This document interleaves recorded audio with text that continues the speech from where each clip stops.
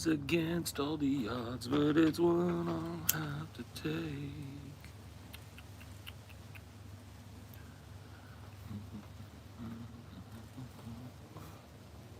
Turn around and see me cry.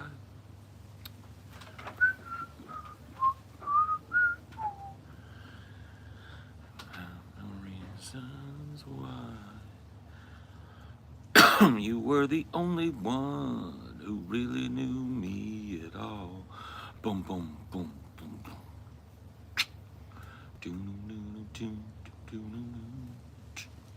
Turn around and watch me leave.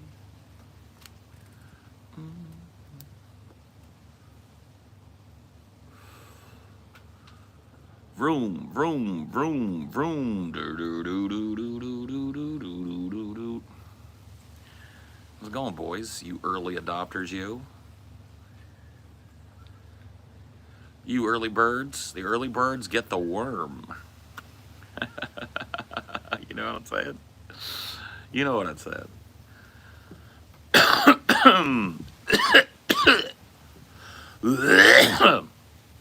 True. Yeah, good patron episode today. True. No lie detected there.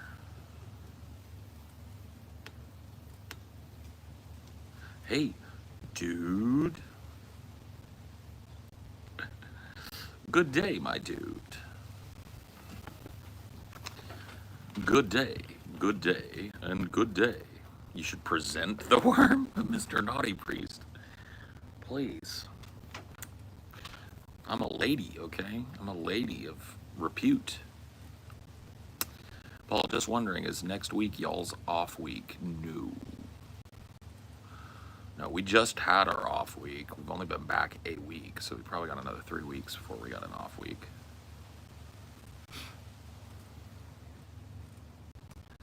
Nice to see you again, Paul. My guy, my dude, my guy, my guy, my dude. That Brian Wilson? Damn. I mean, Brian Wilson was a genius, or is a genius.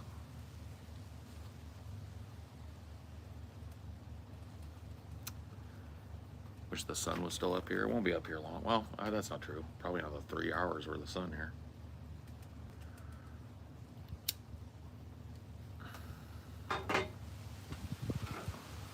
Probably another 3 hours worth of sun here.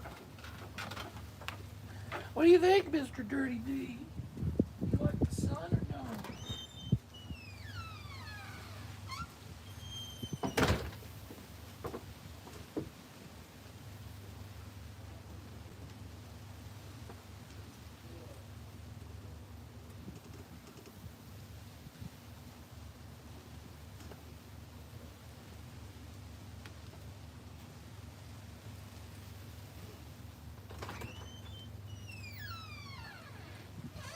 Oh, I got that breakdown shit that make you break your neck.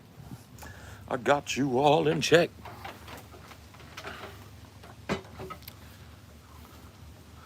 I got you all in check.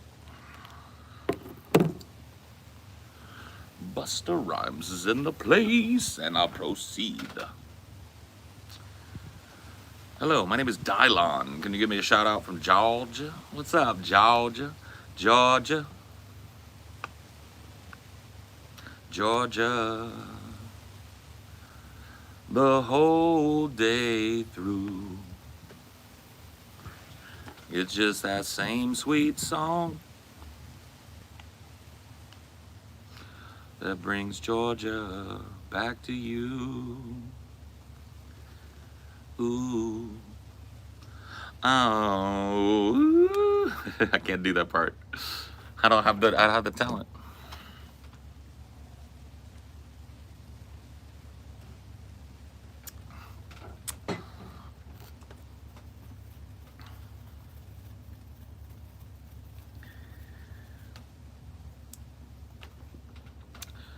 It's just that sweet old song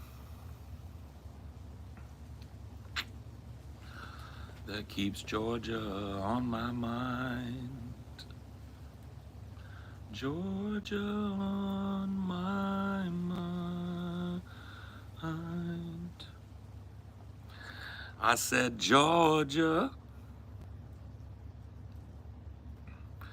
You walk back any of the backstabbing, horrible things you said last night? No. I didn't say anything last night that I didn't fucking mean, bro. You talk shit, you troll, you got the fucking business end, bro. You want to whine about it or be salty about it, go elsewhere.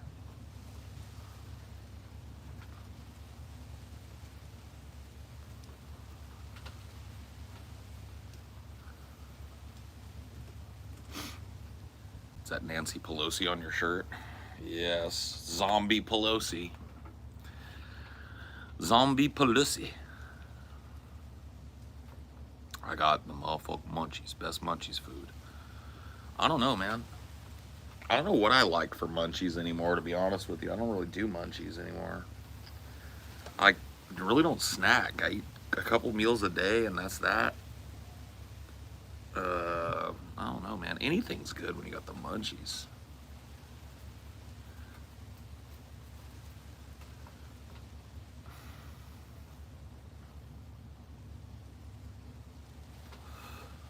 So California is super nice, isn't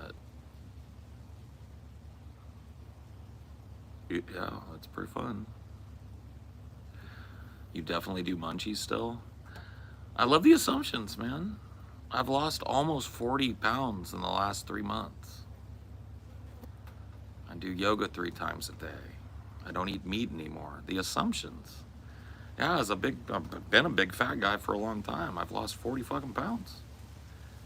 I don't snack on things. I don't go grab chips. I don't go grab candy. Why are you talking to young boys? This is an 18 plus stream. There ain't no young boys here, and if there are, they get banned. You want to get banned? I mean, why am I talking to young boys, bro? You can check the stream. It's 18 plus.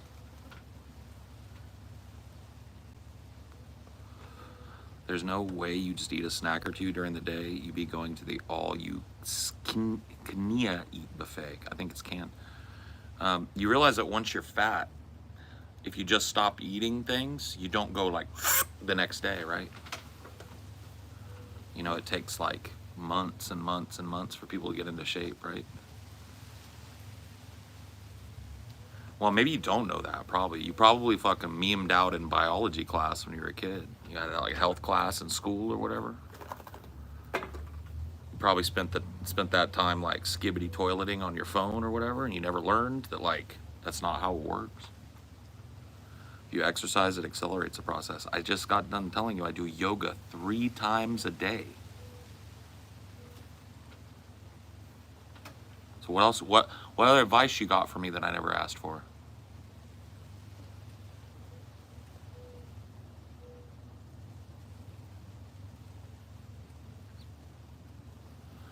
Jason, I talked to you fucking months ago about the possibility of us doing gaming content together. That doesn't mean that I plan on doing it with you, etc.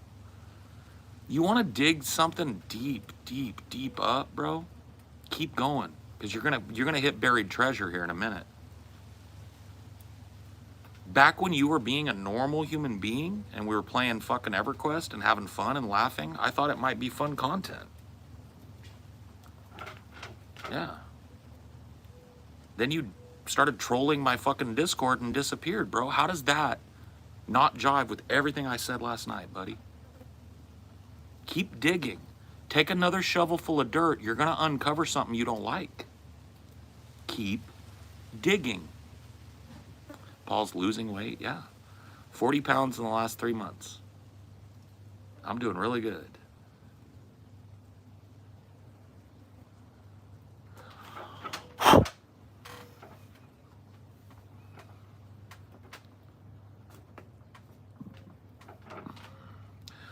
Well, I tell you what, Jason, we can talk about this privately someday. We're not going to hash it out in the chat. Cool? I'll give you that respect. Because if we do this here like you're trying to do, you're not gonna like it. Yeah, your transphobia and shit, your meme lordery, that just underscores everything I said about you last night. As soon as I got up and I was off of here, you started spewing hate and transphobia and shit. Somebody get Mitchell out of here. He's just bitching. Go bitch in somebody else's chat. Peace.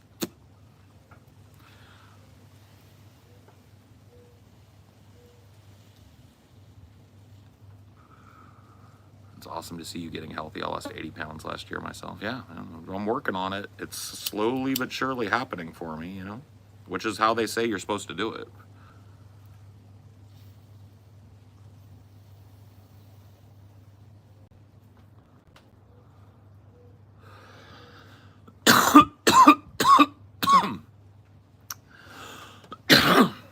How's the ocean? I don't know. I'm nowhere near it. I'll be moving hopefully towards the end of the summer, beginning of fall. But for now, I'm just sitting in the fucking valley sweltering.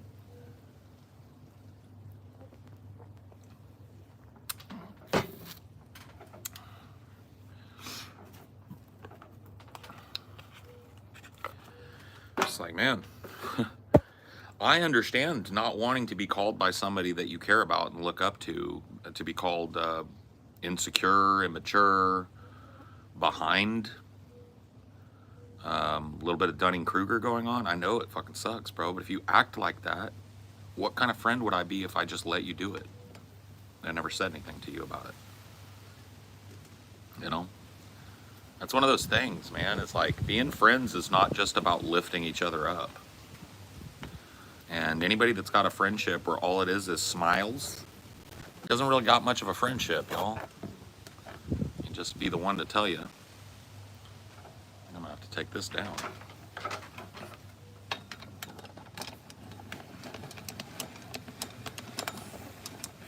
It's nice for friends to like gas each other up. It's nice for friends to be like supportive of each other when they need it and stuff. But in my opinion, it's also nice for friends to like respect each other and work on themselves and all that shit. That's why I said last night, I don't know if it's harsh or what, but it's just the truth about me. I hold my friends, anybody that I would actually call a friend, to a much higher standard than everybody else. I expect the people I spend my time with to be good people and to be trying, because I am. I'm that.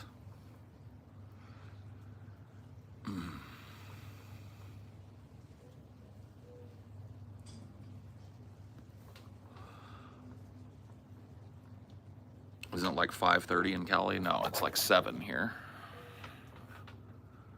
It's like 7 o'clock-ish. God damn, I'm so high. Where are you? I'm in California, buddy. You okay? You feeling okay?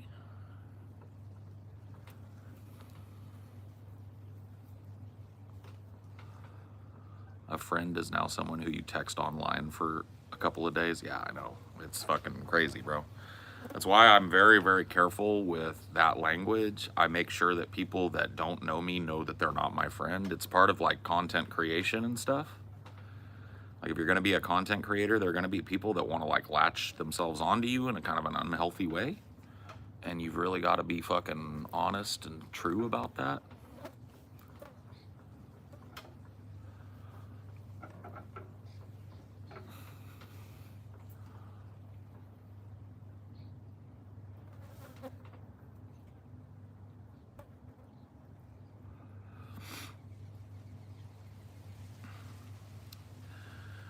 Friend is somebody I would invite over my house, but most people are acquaintances. Yeah.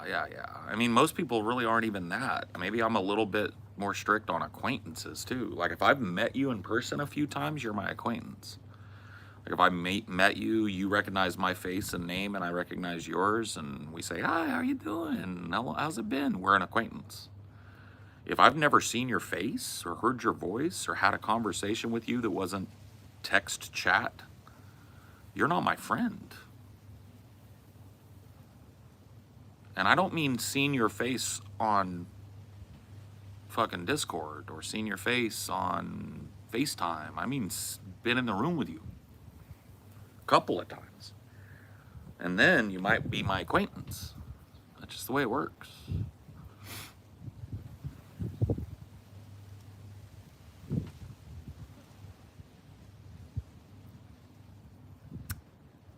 Yeah, 2 Paul streams a day, keep the skibbities away. I think we did a good purge last time. I don't think we're gonna have to be a dick about it today. I don't have time. I'm just gonna be quiet about it. Sometimes I call it out, and sometimes I'm just like, order 66. I think that's gonna be that tonight. I was in here earlier, cool. Paul, I've heard you mention in previous streams that you used to be introverted as a young man. Did you say it's possible for a born introvert to do a complete 180 permanently? Well, technically, if you want to, I'm an ambivert. Ambiverts are people that have an extroverted tendency, but reach a certain point where they don't want to be extroverted anymore. And so I spend a lot of my time introverted and quite a bit of my time extroverted. So I really can't help you going from one to the other. I'm a little of both. I'm a little of column A and a little of column B.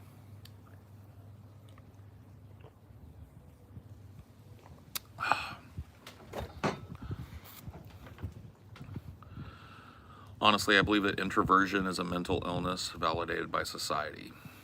That's a real strong fucking statement. Introversion is a normal human behavior. Introvert and extrovert are not DSM manual mental illnesses. That's a very strong statement.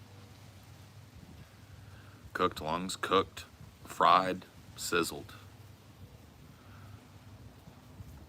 Hope that account was worth a one-off shot, pop shot. You'll be back, and I'll be waiting. Typical extrovert logic. Oh, hello, Iran. Ali from Iran. How are you? I hope you're safe. Hey, Paul, I know you grew up in LA. Got any gang stories? I did not grow up in LA. So no. I grew up in Central California, a little farming town called Madera. It's about 4.5 hours from LA.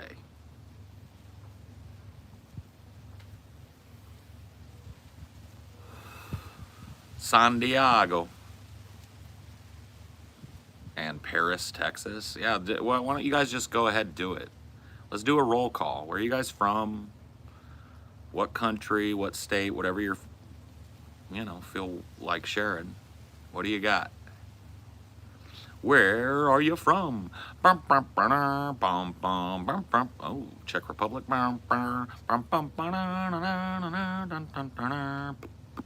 Tucson, Eritrea, Salem, Cincinnati, North Georgia, Detroit, Elk Grove, California, Minnesota, Wendover, Nevada, Iraq, Key Largo, Montego, baby, why don't we go? Neighbor, cool, howdy neighbor. Leonard, Texas, Memphis, Frederickstown, Ohio, Wausau, Ontario, Canada, Merca, Canada, Midwest, US, Belgium, Sweden. Look at this, dude, we're global. We are global, we're truly global. It's awesome, isn't it? You know what I've noticed that kind of weirds me out? I get people from like Europe, the Middle East, North Africa, but I hardly ever get people from like China, Vietnam, Indonesia. I hardly get like Asians at all, or Indian people. It's like very rare for somebody to pop in and be like, oh, I'm from India. Oh, I'm from China. The China thing, yeah, probably censorship, I'd imagine, right?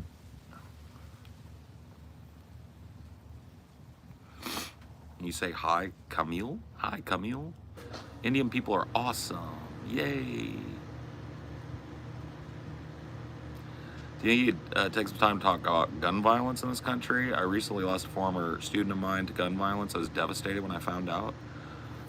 Yeah, I mean, I'm a supporter of gun ownership, but I'm also a supporter of responsible gun ownership. I think gun ownership should be licensed like cars are.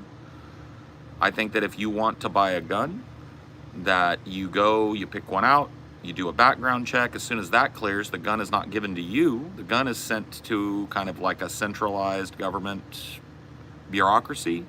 Think like the DMV, but for guns.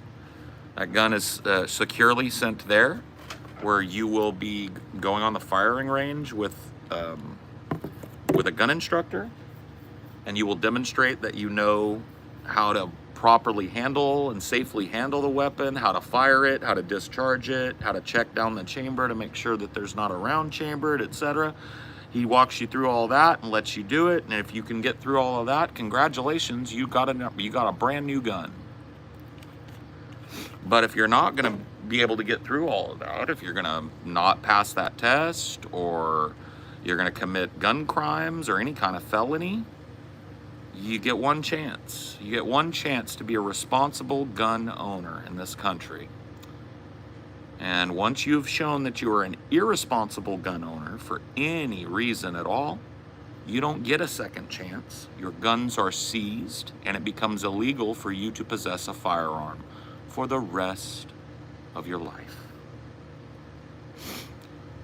Good thing you're the absolute minority. I just got done telling you I don't have a problem with you buying any gun you want, as long as you're not a psycho, and as long as you're willing to demonstrate that you know how to handle it, fire it, and store it properly.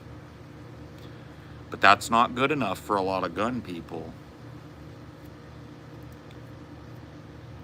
What about felonies? Felonies, no guns. Like I said, you get one chance in your life. You get one chance to be a stand-up citizen who the rest of us can trust, to be a responsible gun owner. Gun ownership is not a right. Gun ownership is not a right. It is a privilege, as is any other thing in a society. If you drive your car drunk and kill a family of 10, it's not a privilege that you get to keep getting in a car. Okay? Same thing with a gun. You leave your gun laying around and your little toddler grabs a hold of it and smokes himself with it accidentally. Guess what? You never get to have a gun again in your life. You fucked around when you were a teenager and did some stick-ups, did some robberies, whatever the fuck, got a couple felonies on your record. Guess what? You done fucked up big. No guns for you. Everybody else gets one, though. Everybody that is what they claim to be. Paul, how's it going, man? You gonna do any future meetups? Yeah, we're planning one for this year.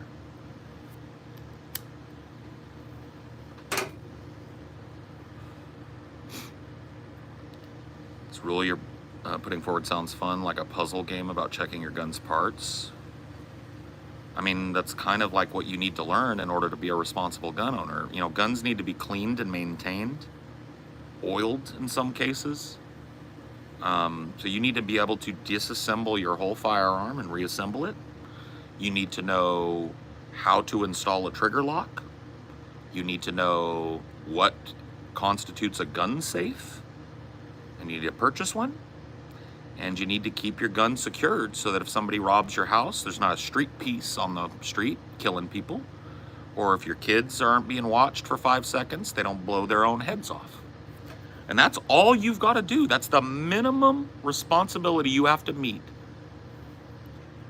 to qualify for a well-regulated militia, which, by the way, is the opening clause of the Second Amendment. The Second Amendment doesn't say anybody can have a gun. That's your right. They didn't write that. Why didn't they write that? They wrote a well-regulated militia being essential to the survival of a democracy. The rights of the people to own firearms shall not be infringed. What did they mean by well-regulated militia? What's well-regulated about you owning 10 street-piece guns and your kids fucking finding them and blowing their heads off? That sound well-regulated to you? Doesn't to me. But we can talk the Constitution if you want. We can talk the Constitution if you want. But you're going to have to deal with that well-regulated militia. You have to tell me what they meant by that. But it takes too long to get your gun if you're locked up. They make trigger guards that you can grab your pistol, literally lay your finger on the side of the trigger guard, and it pops out and you're ready to go. Boop. Only will open for your fingerprint, only your trigger finger. Boop.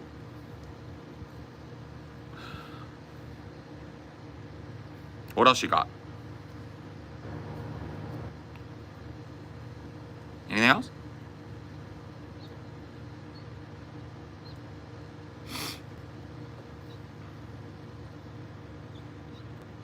They make gun safes to do the same thing. Boop. Sounds like a terrifying thing to add in a life-death situation. Don't do it then. You don't gotta own a gun. Or risk it for the biscuit. Risk your gun ownership on it. Leave it open. I tell you what though, if your house gets robbed and somebody steals it, and it's found that the gun was unsecured when stolen, that's your last gun you'll own. What about gun shows? Close them.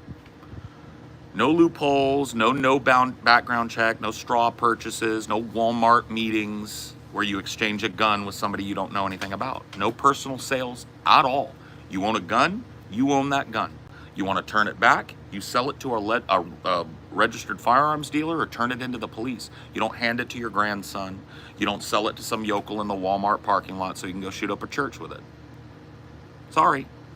It doesn't say the rights of people to sell guns all day to anybody they want shall not be infringed. Sorry.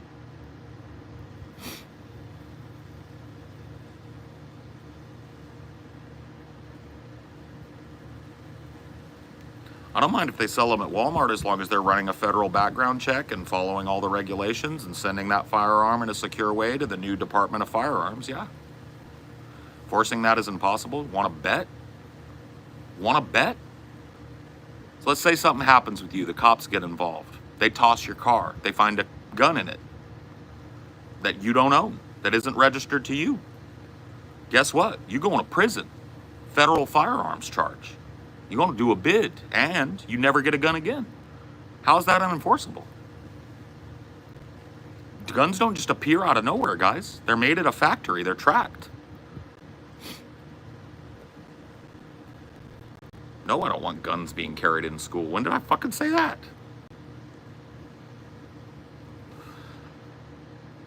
Greetings from Poland again. Hey, Poland.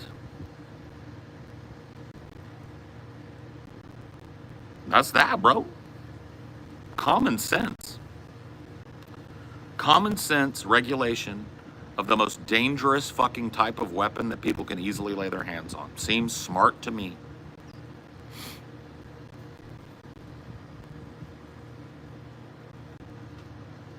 Sounds reactive instead of proactive. No, it's proactive. We are proactively going to start licensure for every weapon that is sold. Anybody in possession of an unlicensed and unregistered weapon is immediately thrown in jail and never, ever gets to purchase a weapon again. That's proactively trying to stop violence before it happens. It's literally the definition of proactive.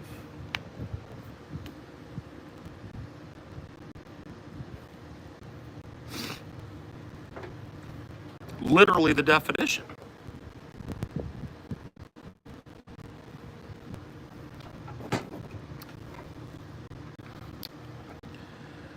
Being triggered that the idea that you should be safe and responsible with a deadly weapon. Just no. See, there are people like gun nuts think that they should be able to live next door to you in an apartment and have a bunch of unsecured weapons laying around.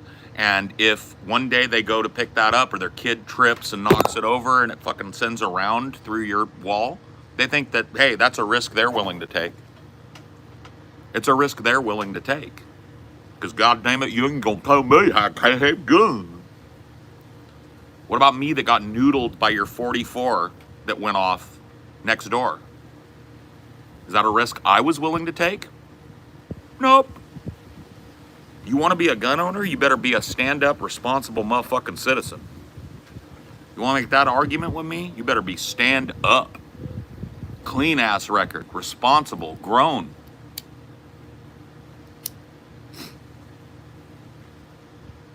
%100%.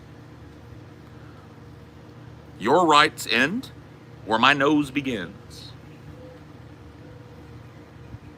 Your right to flail your arms like this ends right there. Get it? That's just how it works, y'all.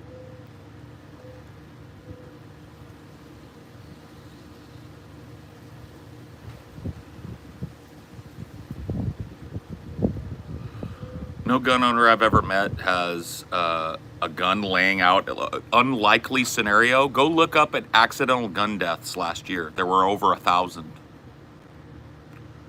I don't think that qualifies for unlikely scenario anymore, bud. Accidental gun deaths over 1,000 in this country last year. Who knows how many this year? Yeah. Sorry. You want to try again, though. There's another angle you can try and argue with common ass fucking sense. Froggy legs, you're going to get banned. Just warning you. Don't say stupid, incomplete sentences apropos of nothing in here. That gets you banned. Talk about guns or shut up and listen. Those are your two choices.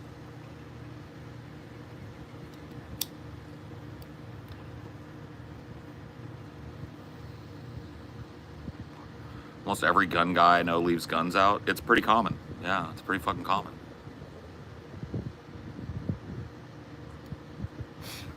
100%. Yeah. Very common, actually.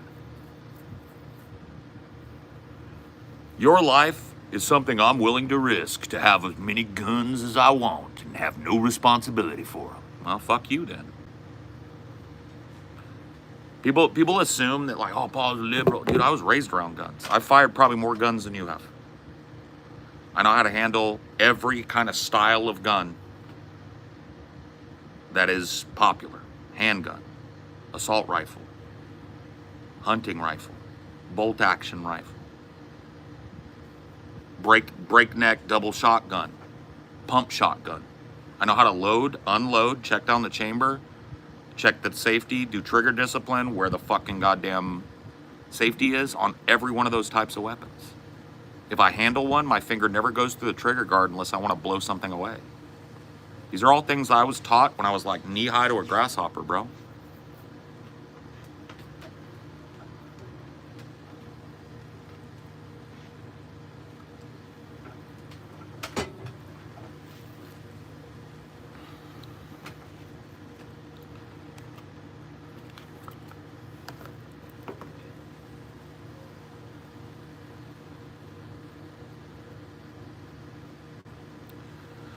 Your bullshit meter pegged right when you got banned, bro. That's not an argument. You said this guy lying. That's not an argument. You can't be here. Too dumb to speak. Guns are not toys. Nope, they are not. Guns are deadly weapons designed to kill human beings. That's the one thing that they're designed for. I'm just designed to kill, period. Not just human beings. Well, handguns are designed to kill human beings. Shotguns are designed to kill human beings. These are human-killing machines that can kill somebody a quarter of a mile away that doesn't even know it's coming. And you want to just own as many as you want? Well, you can, as long as you're willing to go through the fucking process. You think you're going to go to some Kentucky backwater swap meet gun show and buy 3 ARs and leave them laying around your house with your kids running around? Not in my world, you ain't. Maybe right now in the world, that's how you keep yourself. Stop smoking is insta-bans now. I'm 44 years old. Insta-bans. Anything stupid, off-topic, meme, trying to be funny but failing, it's gone, man. That's just the way it is in here, guys. I have to say the rules every once in a while. You got to be able to type. If you're not willing to talk to me like you would talk to somebody on the street, you're not allowed to talk in here. And you will be banned first offense. There's no timeouts, there's no warnings. Don't worry about it. I'm confused you do not like guns. When did I say I do not like guns? I just got done telling you I know how to fire every type of gun and how to properly handle it as well. I respect guns for their danger and power, and I handle them very, very carefully. You wouldn't walk up to a dude having a cigarette standing by a fucking tree in the park and say, "Stop smoking." So don't do it to me. Your balls don't get to grow 3 sizes because you're online. If you wouldn't say it to my face, if it's skibbity, jokey, daddy, mommy, noker shit, and you wouldn't say it to my face to a guy you didn't know standing in the park or standing at a bus stop, you don't say it in here. That's the way it is. Them's the rules. Cry about it elsewhere, though, because crying about the rules, you don't get to do that either. Yeah, last time someone told me to stop smoking on the street, it was a bunch of dude bro broccoli tops. Yeah. Well, they just don't understand. Yeah. They don't understand. Nobody gives a fuck. They got main character syndrome coming out the ass.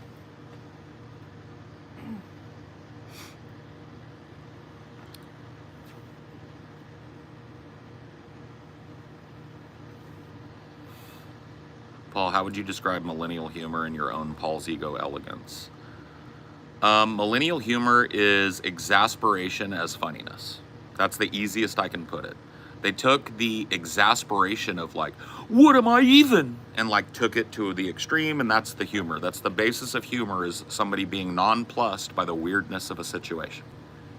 It's the best I can do. Very self-critical. No.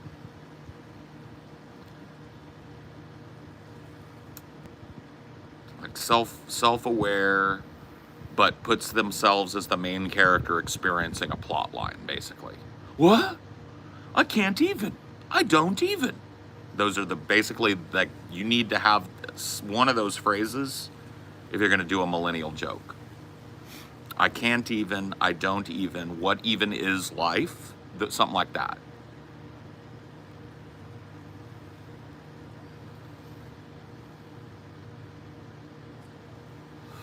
Paul, how would you avoid offending people while still being the boss? It's not a boss's job to avoid offending people. If you're a good boss, you're going to offend people. That's the way it is. You don't want to step on people's feelings. And imagined slight is the hardest slight to get over for a person. You'd be better off, honestly, walking up and punching a person in the face than slighting them personally. So if you know that as a boss, you handle yourself well, but there's a directness and there's an authority to being in charge. And if people are slacking or slipping and you treat them like your friend, you are not being their boss.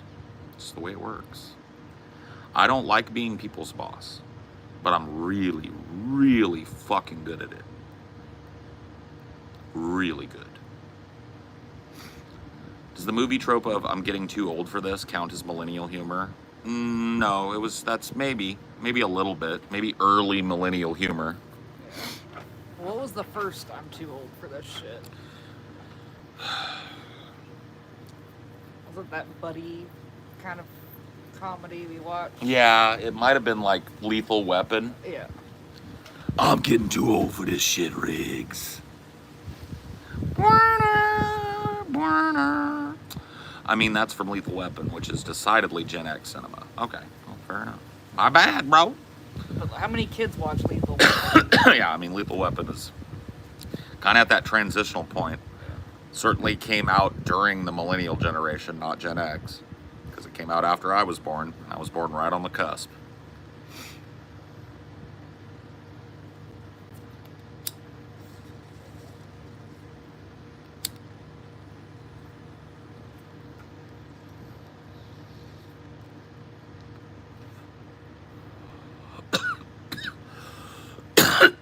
What is your input on gangs?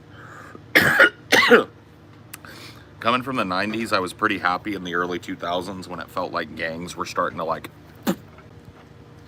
because they really, if you look at the 90s, bro, the fact that anybody's afraid of getting hurt or shot in the streets now is almost hilarious. Look at the violent crime rates in the 90s compared to just 10 years later in the early 2000s.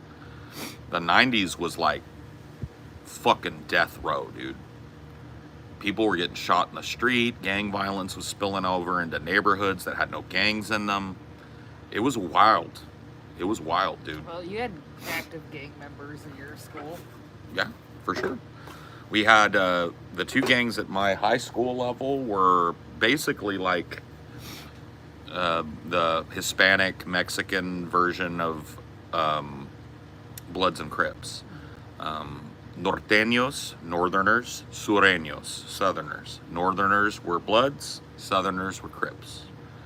Their numbers were 14 for the Bloods, 13 for the Crips. That's what they would tag, usually in blue or red.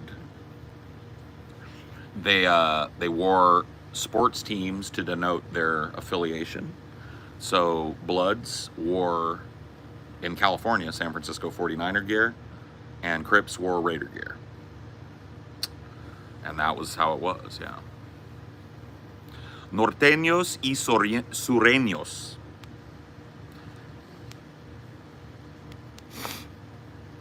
MS-13 is an outcropping of the Sureños. It's a Sureño gang that got really big in Central America and then kind of exploded into South America, Mexico, and the southern states, and has now kind of like moved nationally now. But it's very much connected to the same kind of gang activity I grew up around. Know anything about the Chicago gangs? A little bit, just from like rap lore stuff. Like I know about O-Block, I know about King Von. I know about like just the kind of like open slaughterhouse that's going on around like that kind of shit.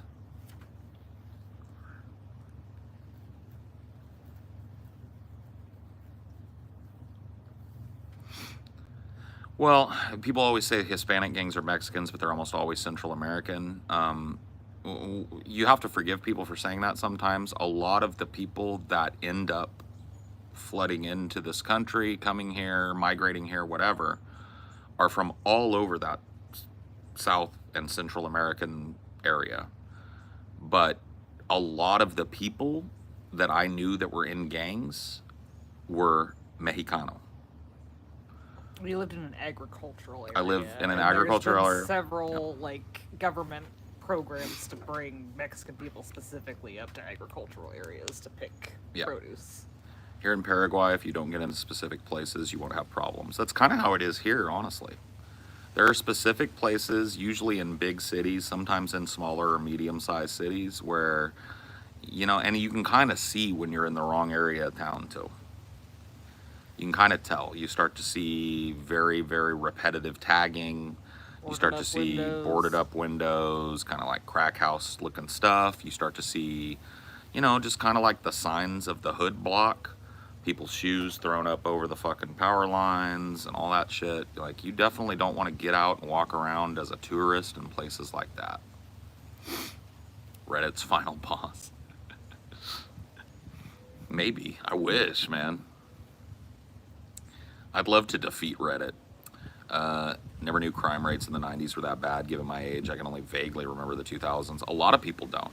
It's so weird how it's happened. In the 80s and 90s, crime really was out of control. Violent crimes and drug crimes specifically were fucking wild in the 80s and 90s, right? Then in the 2000s, due to enforcement and changes in policing and changes in culture, shit just kind of like started to like really steadily decline. And it's been in decline every year since 1998. But the 24-hour news cycle was born in Yep. the 2000s. But the 24-hour news cycle was born in like 96, 97, and people think that things are worse than they were in the 90s. They look back and say, oh man, I wish things were sane like they were in the 90s. Things were not sane in the 90s. People were getting fucking wetted up all over the place. It doesn't really all happen all that much anymore. Nowhere near the same amount, but people act like it's worse. Because they're reporting every single one, practically. Back in the day, if you had a local murder, there was a chance it didn't even make the news. Like in the 80s, if it wasn't like sensational, if it was just like husband and wife get into a fight, wife's boyfriend kill husband, you're probably not going to hear that. A gang fight happened and somebody was stabbed and almost killed. You're not going to hear that back in the fucking 70s or 80s. It's just not pertinent for everybody to know that one guy got in a bar fight and got stabbed up. starting in the late 90s, you're going to hear that. Anybody got fucking wet up in your town, you're going to hear about it. It's going to lead the news.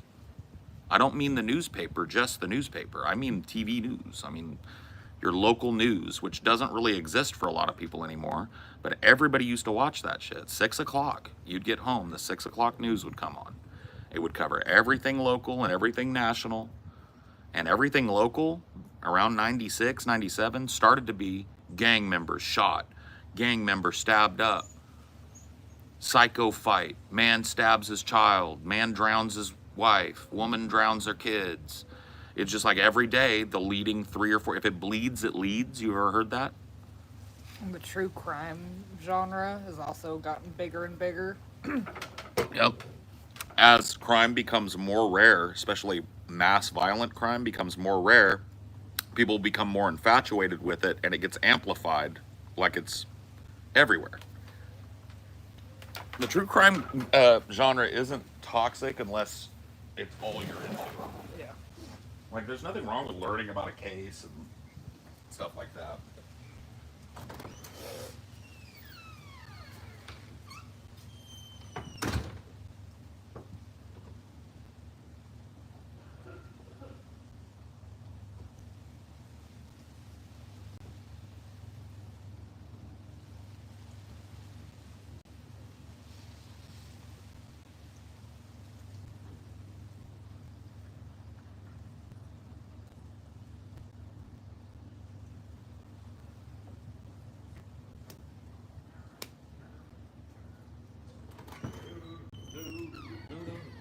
True enough, I hear they'll take you away. I was gonna say, it was like, true crime is problematic when people do the whole armchair detective thing. Oh yeah, when they look at it and they watch and they get that like layman's explanation of how to detect a liar or how to interrogate somebody, and they think they're like a Superman now. They start trying to use these like pop psychology tricks on their family, and they start acting like they're a fucking expert in law enforcement and shit. It's fucking kind of crazy. Or like those like internet investigations. Yeah. Like, Well, that's led to these like pedo hunter communities where these guys are just like entrapping people and then showing up to harass them on the streets. No arrests ever happen as a result of it because you've completely tainted the investigation of this possible pedophile. Why'd you give me a pen? I don't know. You don't like it, I'll take it back to the store. I was just thinking of you. I don't know. I brought it out here to clean my grinder a little bit. True enough, I hear there. Some people's lives have almost been like ruined because of some internet investigation. Like, oh, he must be the killer. It's an unsolved Well, there was a case. dude, the famous one for me, there was this old man named Tony, I think, who started streaming to Twitch, and he played like old school RuneScape or something. That was his thing. He loved playing the old video game. He was an old man. He used to stream all day, every day for like no viewers. And then one day, there was one of these pedo hunter investigations that identified him as some other man. And Keemstar on Drama Alert ran with it, and H3H3 ran with it, and the whole internet at large hopped on this old man, calling him a pedophile. Turns out that wasn't even his name. He had nothing to do with that man. And if you watch it, eventually these guys had to like apologize to him and make it right. When they did it, he cried. The old man just wept. I would never do that. I hated when people thought I did that. It's like, you motherfuckers, bro. Motherfuckers.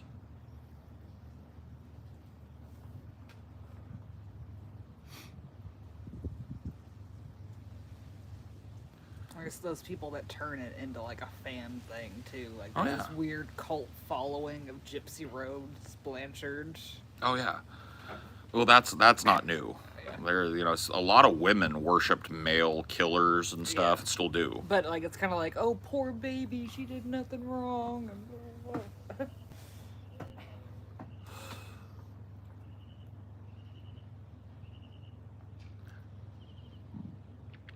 Would you walk up to me on the street and say, Paul, Paul, round as a ball, roundest of them all? If you wouldn't, I'd really like you to stop typing it in here. And if you would, I'm going to ban you.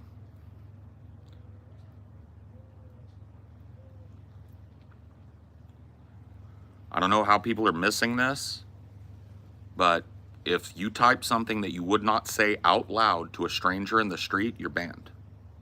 No memes, no jokes, no silliness, no weird sexual shit like you guys like to do.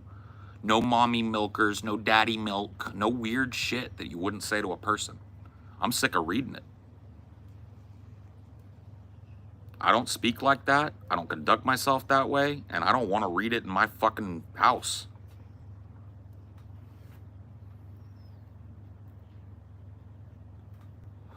What's your opinion on Gen Z? I think that they're probably going to be okay, but they're going to start at a deficit compared to my generation.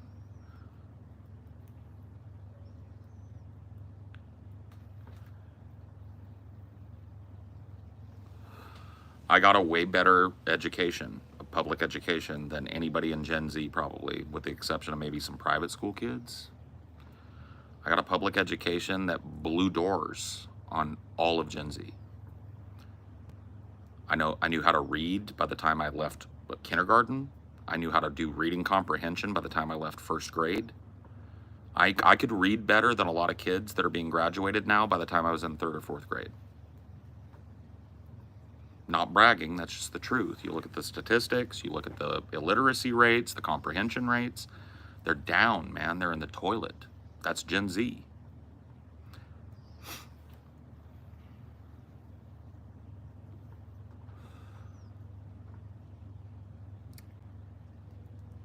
Do you see the bone that Biden's throwing for the Medicare for all people? Nope. They're going to try to work to get medical debt to not negatively affect your credit. This is bullshit. Oh, I don't even want to hear anymore. I don't even need to hear another fucking word of it. Such bullshit. Absolute fucking bullshit. God damn it.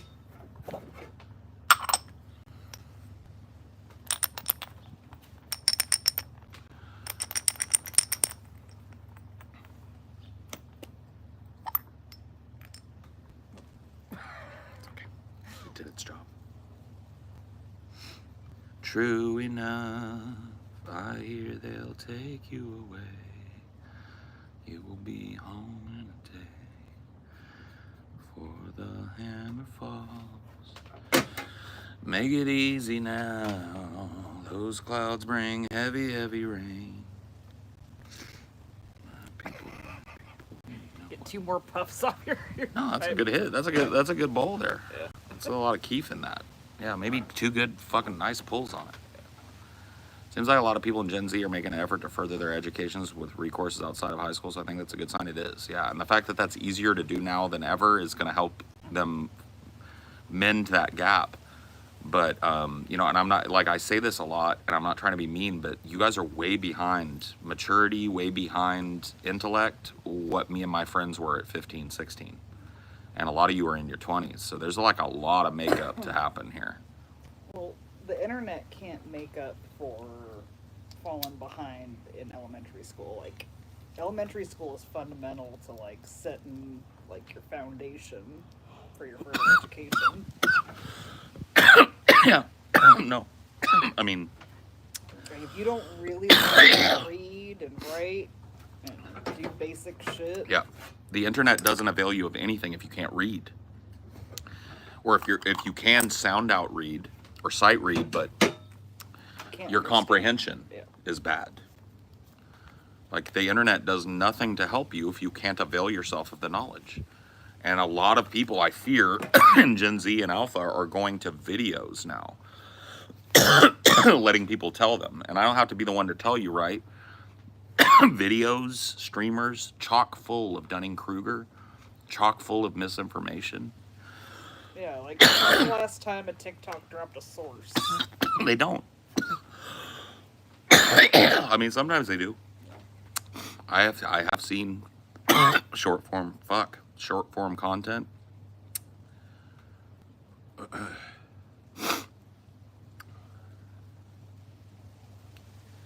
Yeah, I've got a keef catcher. That's why I'm coughing, because I just did a big fucking fat keef rip.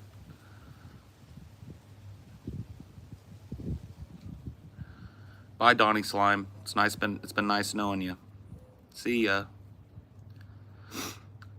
Couldn't not say something that he wouldn't walk up to a stranger and say. Had to go. Bye, Donnie Slime.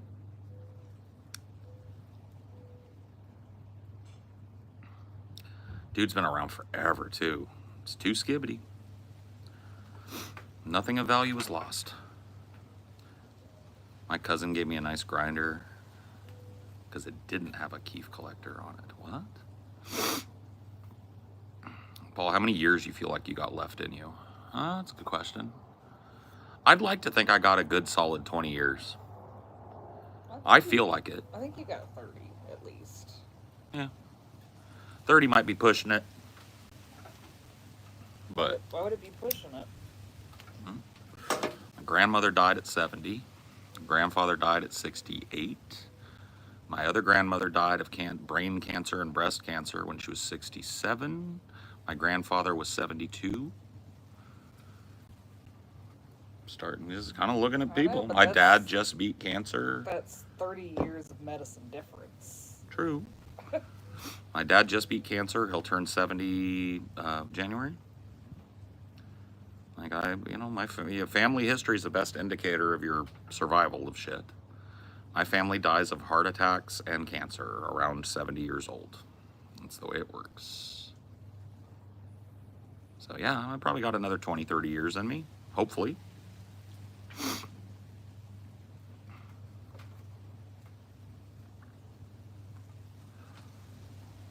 It's kind of weird to know that more than half of your life is behind you. It's a thing to think about, you know? Well, you know what you gotta do. What? You gotta get the regular butt pokes. Oh yeah, well that starts next year, according to my doctor. Yeah. I get my colonoscopy next year. Make sure I don't have ass cancer. Would be your ideal mode of death? I don't know, man. I want to go how I go. Paul, are your thoughts on communism? Have you read anything by Angela Davis? You would like her work. Have you read Questions Are Bad? What are my thoughts on communism? I think it's an outmoded idea with a lot of good foundation. I think the idea of workers owning the means of production, I think the idea of a state run by workers, run by the people who produce things in the state, is very, very based. But I don't think the way that it is described by people like Marx, Engels, Lenin, Stalin, I've read their works. I don't think that the way it is described within those works would transition smoothly or realistically in the real world. I think that we could take some pieces of socialism and communism and weave them into a new way of thinking. Isn't that just mob rule? I prefer mob rule to oligarchy. But no. There would still be a structure of power and elected representatives. It's not just like everybody goes, do this, and it's done. There would be a parliamentary system or a bicameral house. I think the biggest issue with communism has been like creating castes during the revolution. Yeah, well, that's why when I argue about failed communist states, I tell people, you're not arguing against communism. You're arguing against state capitalism with communist aesthetics. Yeah, like they used the philosophy of communism to divide people and overtake them. Yes.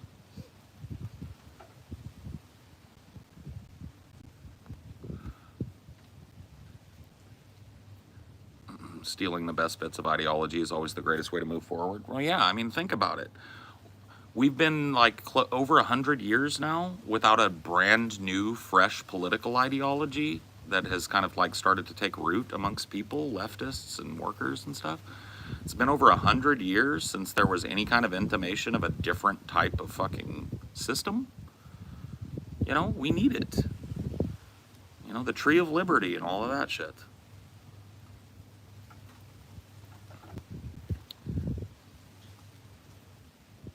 Communism was based around like the beginnings of the Industrial Revolution too. We're well past that. Yeah.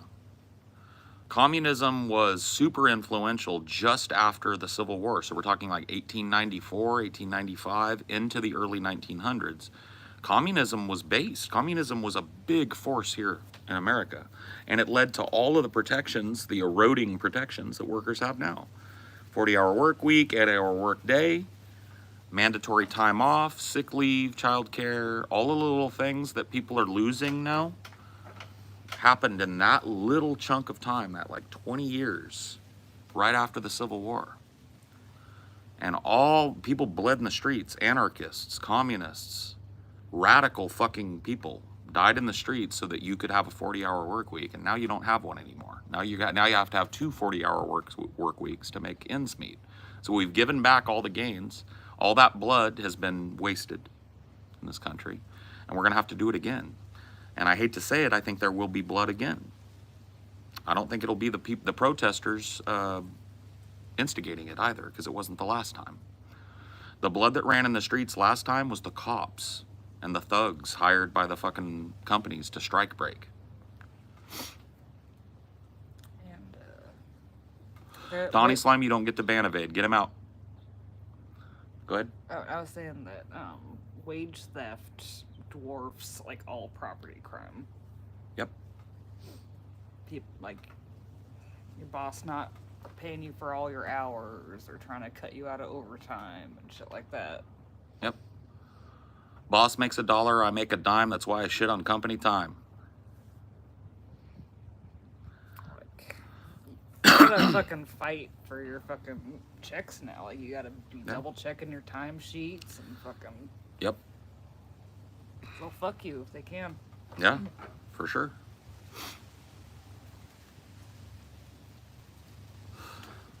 Amelia is dope. You're right. Think about it. A business has no worth without workers. Nothing has work without people to work it. You can find a gold vein, right? You could have billions of dollars of gold. If you don't have somebody to swing a pickaxe or run a machine to process that gold, you got nothing. You got a giant boulder that you could never lift. Labor is 100% of the value of everything. And you control it. Isn't that great? When I say you, I mean white-collar people. Or blue-collar people, I mean. You control it. You are 100% in control of it. And you have the right to collectively bargain for your rights. You have a right to go to your company and say, you're not paying us enough. You're working us too hard. This is too dangerous. And people don't take that right. People don't flex that muscle enough. And I'm out here trying to advocate for people to flex that muscle again. And to keep it flexed this time. Let's learn from the Gilded Age. Let's not give back what we take this time. Problem is, it takes collective effort. That's all a union is about. What number on earth is weaker than the feeble strength of one? The union makes us strong. It's the group. It's the brotherhood. It's the sisterhood. One worker alone can do nothing. 10,000 workers linked arm in arm can change the world. That's all there is to it, dude. You as an individual, you have zero power. You, collectively with the people who you work with, have all the power in the world. Here's how they've tricked people. They want to, like, influence people to say, like, oh, you don't like your job, go find another one. That's the worst way to organize. Yep. They don't care about high turnover rates anymore. No. Because it means that the employees don't know each other well enough to organize. They prefer high turnover. Yeah. Because as soon as you start to get bitter, they just make you quit. They just cut your hours, and now you're not their problem. Now you've gone on down the road to another one to get bitter about that. This isn't how it works, guys. You're a working person. You are entitled to a good living wage and a good house. And won't your other people take the benefits that the brothers of the union have accrued? You're damn straight they'll take them. Yeah, sometimes you have to eat shit and dig your heels in to get change done. If you just move on, if you just think selfishly, like, well, I'll just find something better, then Yep. you're just chasing this circling. You're either a union man or you're a scab. That's the way it works, man.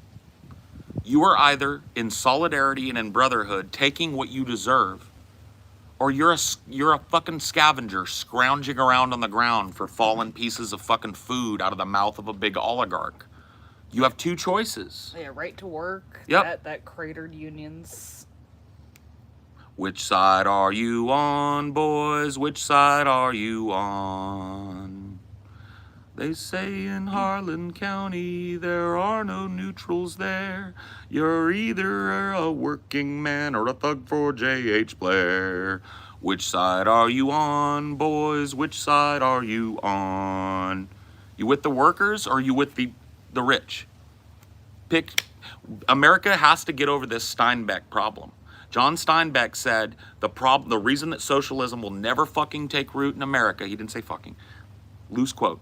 The reason socialism will never take root in America is because poor Americans don't see themselves as poor. They see themselves as temporarily embarrassed millionaires. As soon as you stop thinking about yourself like one day you're going to be rolling on a mattress filled with $10,000 bills and start realizing that the only thing you got is the dude's shoulder next to you that's also laboring, you'll figure it out. Your mindset will be correct. The difference with unions is you have a contract with your employer. Yes. Without unions, then you're just a at-will employee, Yes. which means they can fire you whenever the fuck they want You for fight, any reason. you fight, you bleed, you die for your contract, and then once you have it, you work your fucking ass off. That's labor. Yeah, clear terms on Clear when you terms, get fired you and know how why. much money you're getting, you know what you get paid, you know what your benefits are, and you go out and you hump.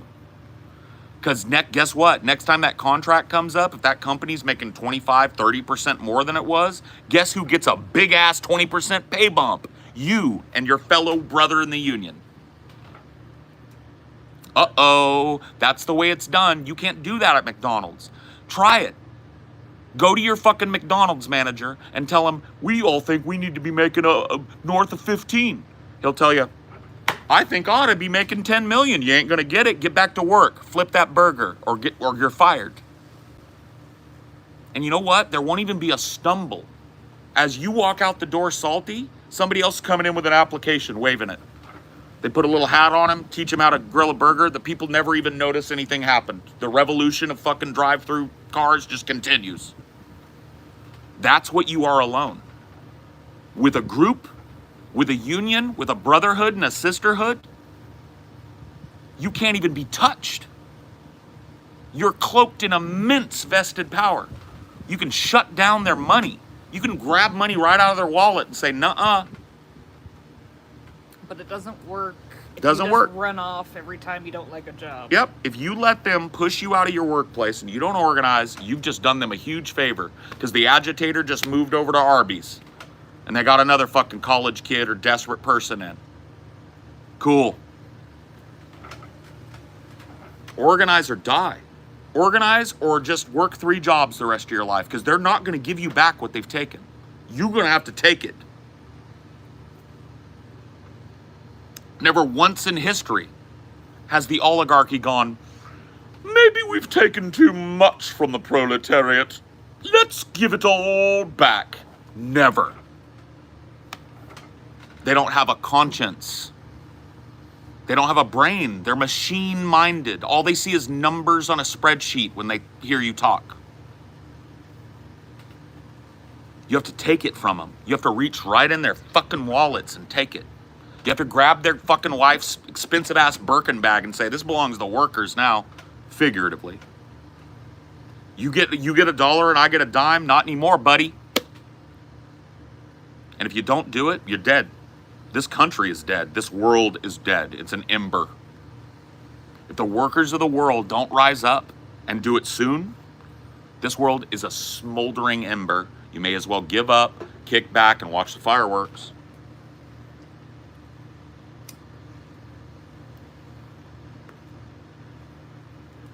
Which side are you on?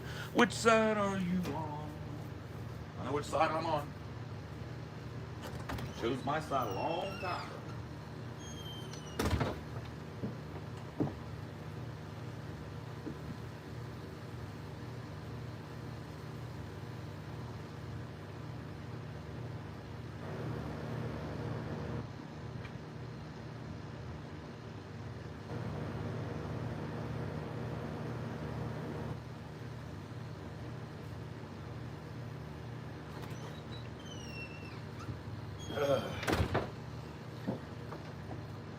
You want to have your mind blown about this shit in a way that I'm just not skilled enough to do?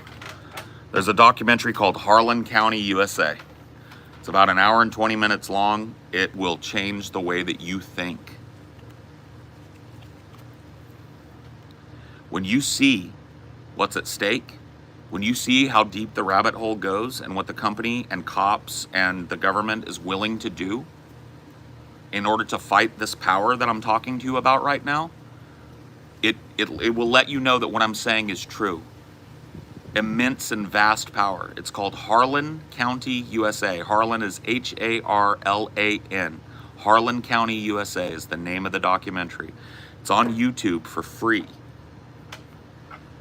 It's 120 minutes or so. Or sorry, it's 90 minutes or so. Go watch it. It will change your fucking life as a working person. Well, if you want more recent examples, look at the actors and writers strikes recently. Harlan County, USA. First result.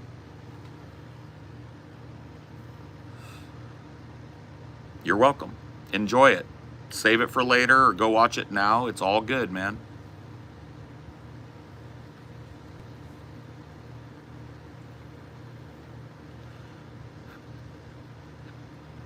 Can I show you my chocolate starfish?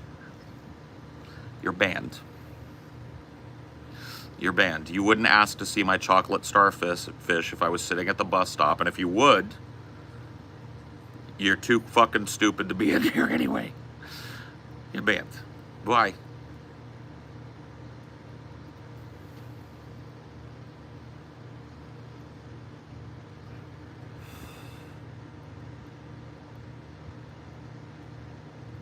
I'm new. What are we doing here? We're talking about things. We talked about guns.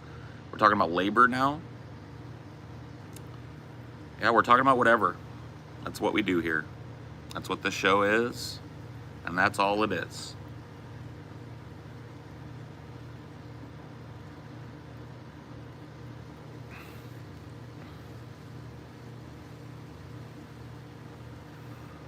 Do you think it would help unions if their employers were legally forbidden forbidden from hiring scabs? Yeah, I mean, it would functionally empower unions forevermore. If a country hired people and they went on a fucking legal strike action, and that company was literally barred from replacing that labor in any way, unions would win every strike. They would never go out to strike. But I think the first thing would just be to force companies to eventually negotiate a contract, because right now they can negotiate indefinitely. Yes.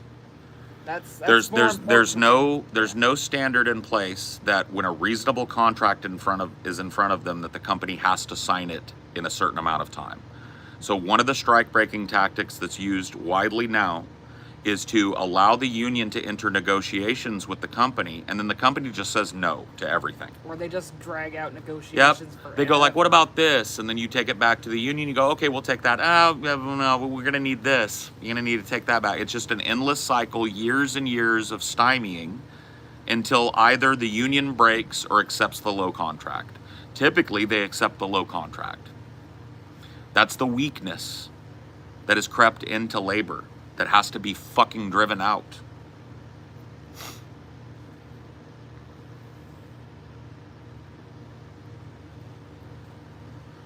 I have such violent feelings towards the rich. I feel like one day I'll reach a tipping point. I wouldn't, dude, because you know what? It solves nothing. One rich pig bleeding out in the street solves nothing. And it just ends your life and delegitimizes everything you believe and everything you've ever said. You'll just be a fucking crazy murderer. That's not the way to fight it, man. If it was, I'd be advocating for it. It doesn't work. I'm advocating for the only thing that's ever worked to wrest power, money from the oligarchy: labor, organization, protest, sit-ins, direct action, getting your head busted by scabs and thugs and cops. And at the end of the day, you get a fat contract and you can sleep well at night knowing that you're well paid. That's it. You will be wasting yourself as a laborer and as a life if you act on any violence towards these fucking people, any kind of vigilante shit. Paul, what do you do for a living, Paul? I get asked this question like 10 times a show. I'll answer it. This. I'm a content creator. I've made my money exclusively doing this for almost 13 years now. 12 years going on 13 being a content creator. I don't have any other jobs. I have side hustles within content creation, merch, and stuff like that. But this is how I make my bread.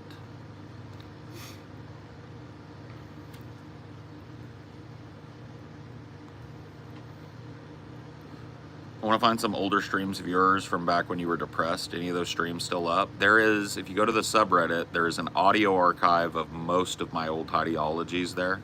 That's the best I can do for you.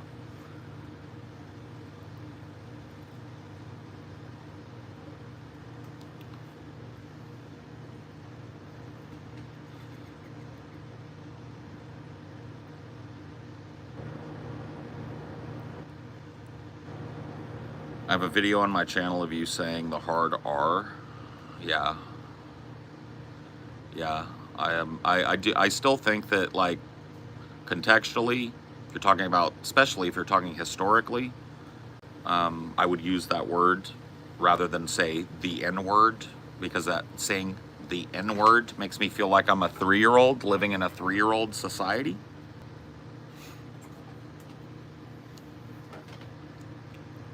Calling G-Man it? I've seen the clip. We don't call G-Man it. We say the word in his presence, and he gets triggered. That was also 2014. So I'm going to need you to, like, update the memes, update your fucking hard drive from 10 years ago, and, yeah, dude. Someone's trying to cancel me.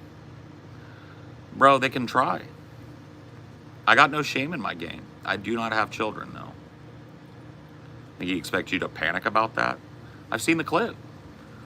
I'm not super proud of it. I don't use the word in that way anymore, but I'm not going to fuck. There's no shame in my game. We said the word in his presence because they knew it was going to trigger the fuck out of him. It did. We laughed. It was an edgier time. It was 2014. I said it. I did it. My repentance for that is I don't do it anymore. Changed my tact. And you can't accept that. That sounds bad to you. Bye.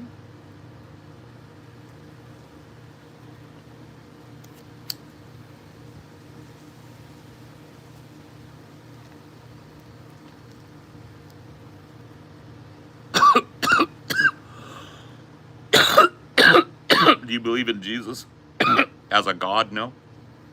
As a philosopher, yes. I think he had a lot of good things to say, but I don't believe in him as a divinity or whatever. Everyone is such a crybaby now. Not everyone, man. You know, I know I do it a lot, but I try not to lump people in with each other in ways that don't make any sense. Not everybody now is like a self-entitled, pick-me, main character crybaby. But there are a lot of them out there, man. There are a lot of people out there who are just like looking for content and then they watch it to see something that they can be offended about. And I don't understand that, man. I mean, I'm not claiming I never get offended. I'll watch some shit and I'll be like, fuck you, that's stupid. And I'll get offended, but it's like, I'm not looking to be offended by everything I watch. I'm not like hyper scrutinizing every little fucking use of language and shit. It's fucking, it's almost, it's not even, it's masochistic, period. Like people that are very sensitive going into places where they know they're likely to hear something that will trigger them over and over and then whining about it seems to be like a pastime now.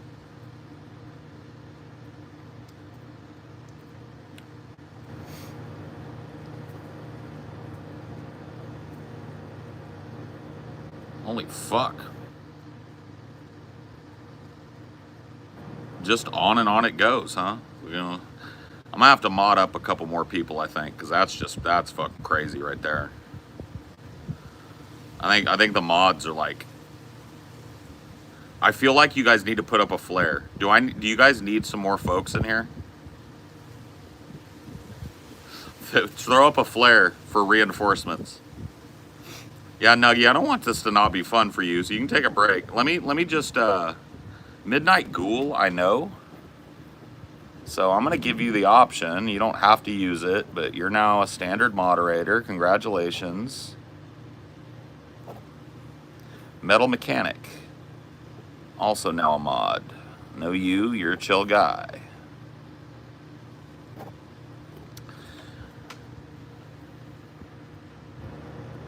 You don't have to do anything, guys. I don't mean to make it not fun for you, but if you see somebody that needs a band, feel free. Little sunshine, call me. Little Mephistopheles, call me. Little sunshine, call me. Little sunshine. Light up in the middle of the day. Stop all caps. You wouldn't walk up to me and go, Beatles, don't yell at me. All caps is not cruise control for cool, it's cruise control for banned. Me, you know you banned me before, right? I got unbanned when you cleared the roles, though. Well, I trust you now. If you act stupid, I'll ban you again, bud. Do you think it would be a good idea to make short videos of the small questions you get? No.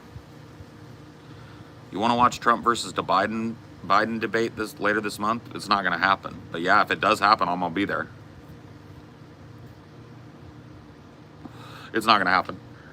One or both of them will find a fucking excuse to pull out. Neither one of their teams wants to risk them being off fucking book for like an hour and a half, 2 hours at a clip. Last movie you watched. What was the last movie I watched? I finished one up the other night, but it wasn't very good. It wasn't very memorable. Oh, you know what I did? Yeah, the other night I watched 2012. You guys remember that stupid fucking action movie with what's his name in it? I watched that shit. It's kind of a Garbo movie. Last book you read. I wrapped up SPQR by Mary Beard. It was my second read through though. I'm working on the 48 Laws of Power now. Yeah, John Cusack and Woody Harrelson are in it. What's his face and what's his nuts? You know what I mean?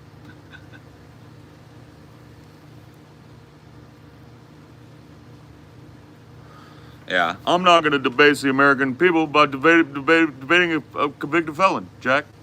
Or, Biden just wants to silence me.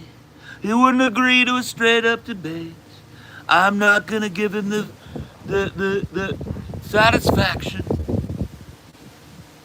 Biden didn't want to debate.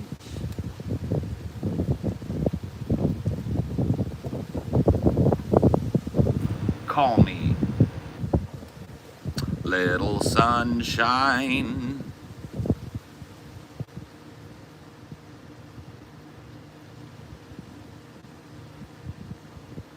I did everything right and they indicted me. I'm starting to get the cadence down. It's taken years. Well, repeat do. You think? Well, I have a $100 bet with TJ and a $100 bet with Scotty that these debates ain't happening. So I get paid if these debates don't happen. But if they do, I gotta fucking pay, and that's gonna suck.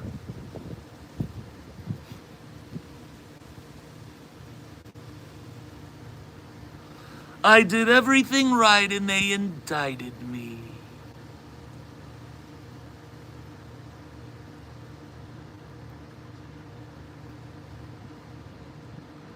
Paul, remember when Trump told us the Civil War story? He said something like, run up the hill. Yeah. Run up the hill, boys. We took the airports. The Revolutionary War. We took the airports. We owned all the airports.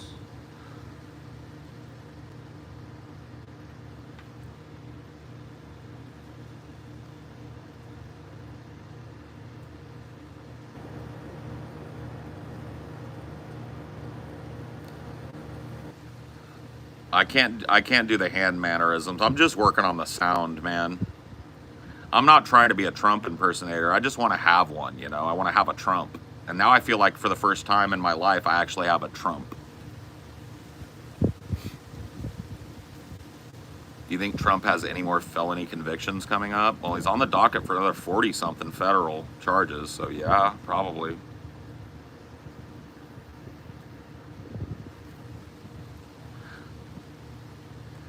Joe Biden, running scared. Didn't want to debate me, wanted to restrict my time. Didn't want to let me speak on the mic. Joe Biden the coward. Sleepy Joe didn't want to debate. I'm still willing to debate, but Sleepy Joe, oh Sleepy Joe.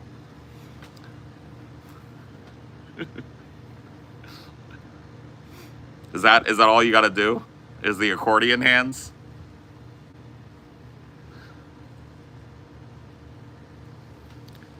They want to do a rigged debate, folks. They want to do a rigged debate. I told them no. Told them no, we're not going to have a rigged debate.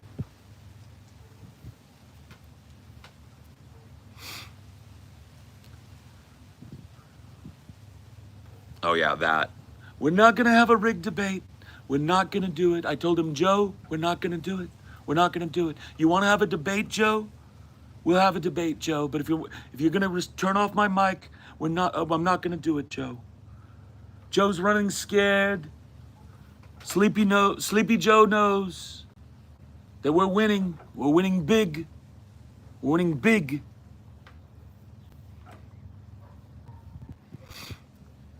Weak Joe, weak old Joe. They don't want him to debate me. They said he can't debate me. That's what they told me. They said, sir, Joe can't debate. I said, why? Why? Why can't Joe debate? They said, sir, Joe can't debate because he's too old. I said, maybe he shouldn't be running for president then. Maybe he shouldn't be running for president. That's all I have to say. Yeah, you have to get that little, I said, Joe. No, I said, Joe.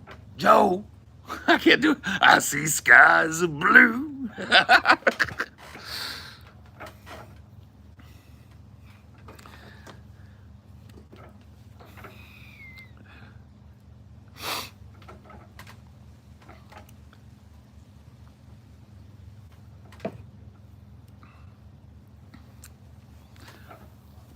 Oh, my Satchmo is balls, dude. My Satchmo is fucking dead on, dude.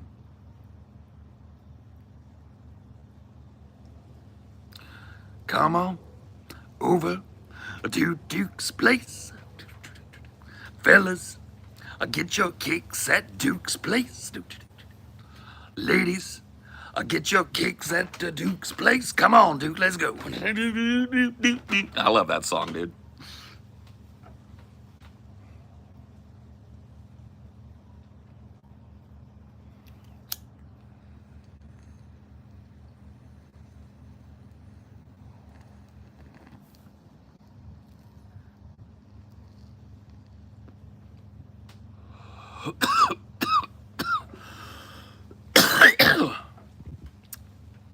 What did it do?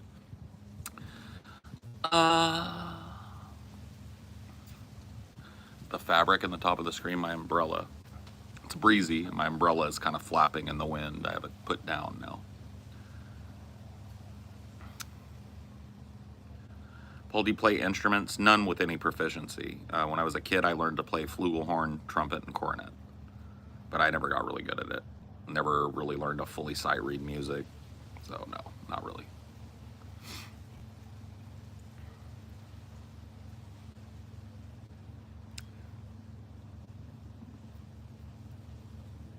I think some 200 plus trolls were sacrificed this stream.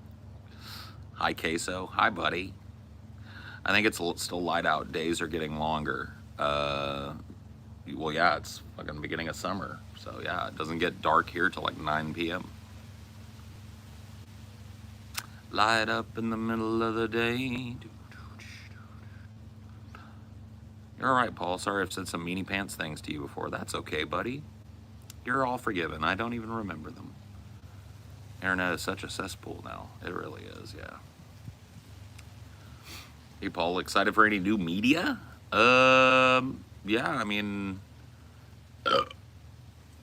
I heard a rumor, and I don't know if it's true, that Playboy Cardi's going to drop a new album.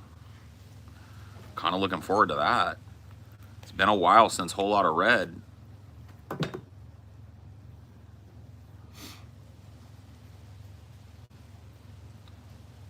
It's actually wrong. Days get shorter in the summer. No. You will never walk alone. You were always with me. What was with that correction? No. You're talking about the days get what? We're talking about the sun staying up later. Days get longer in the summer. You listen to Cardi? I do. Take my shirt off and all the hoes start breathe. Take my shirt off and all the hoes stop breathe. Breathe, breathe, breathe, bitch, breathe. It's a dark and stormy in Missouri. I'm helly jelly of that weather. That's California for you. I don't know what to tell you about that. Yeah, Cardi slaps.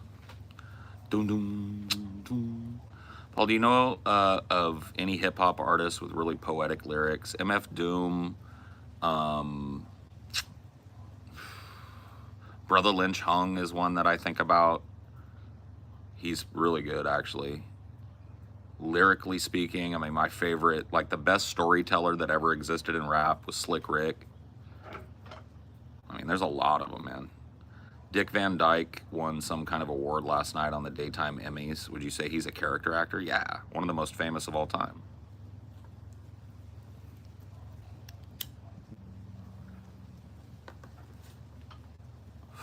Yep. R.I.P. Juice. You have a tattoo of doom? That's cool, man. I like that. That's kind of neat.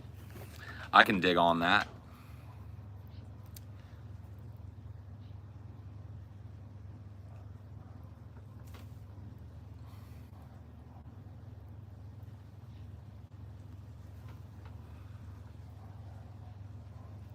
What about Future? Not as big a fan. XXX, Lil Peep. Gone but not forgotten. Gone too soon, man. It's kind of a shame, dude. I think X would be making some crazy shit right now. I think Lil Peep would be making some crazy shit right now. I think Juice would be making some crazy shit. I think King Von was about to fucking blow international, bro. All these dudes just like snuffed. Fucking sucks, dude.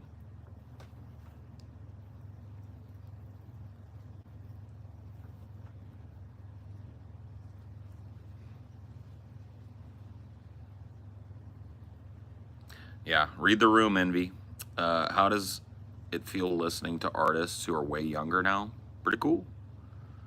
I mean, I've been like a music lover my whole life. Yeah, Nipsey Hussle, another one taken too soon. Another dude that I feel like was just about to blow. Dude, that song that he's got, Racks in the Middle. You guys heard the Nipsey Hussle Racks in the Middle song? Oh my fucking god, dude, that's such a vibe. Boop. I'm rolling in the V12 with the racks in the middle. Pray to Almighty God I don't let my dogs out the kennel. So fucking good. I got 100 on my chest. God, that fucking song is good, dude. Nipsey was about to blow up, bro.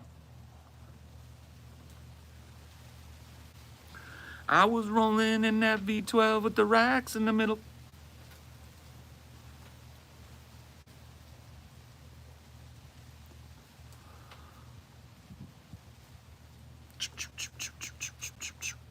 It's weird to think Peep died the same age I am right now. Way too young, man.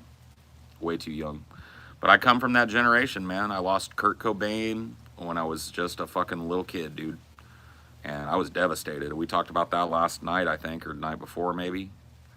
You know, these like young, important people in a generation just going out. Mac Miller, another one, R.I.P. Fucking so good, too.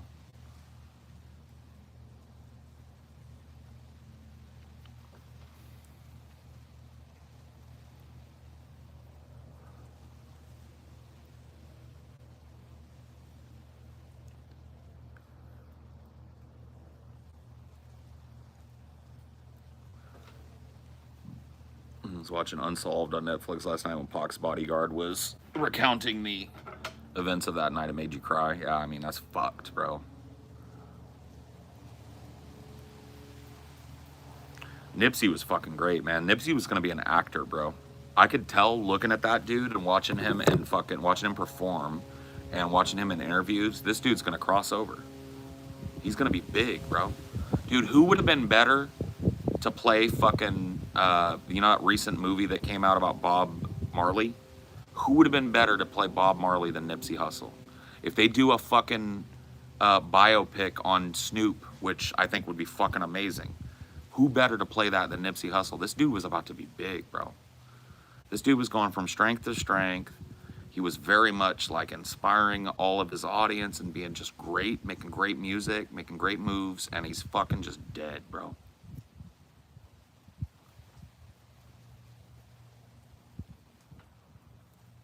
He's dead for no reason, bro. If you could bring back one artist, who would you pick? None of them, man. None of them, because, like, you know what, dude? You threaten disappointment, right? So it's like, I would say bring back Kurt. I would love to know, because Kurt would be right around my age, man. Kurt was not that much older than me. Kurt would be pushing 50.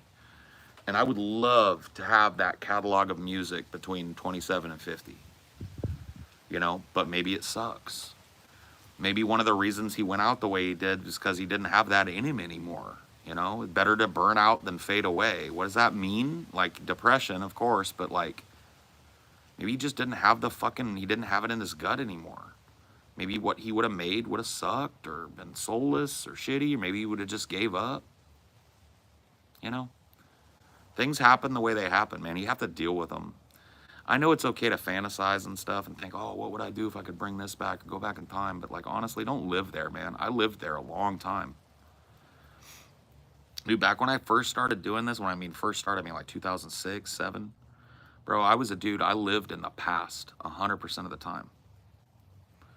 I thought about things I'd said. I thought about things I'd seen. I thought about things I'd done. I thought about things I knew about and how it would have been different, how I could have changed it, how I could have made it different, what I would do if I could go back, what I would do if I could get a second chance. My whole world was consumed in the things that had happened to me, and the things that were happening to me passed me right by. Passed me right by.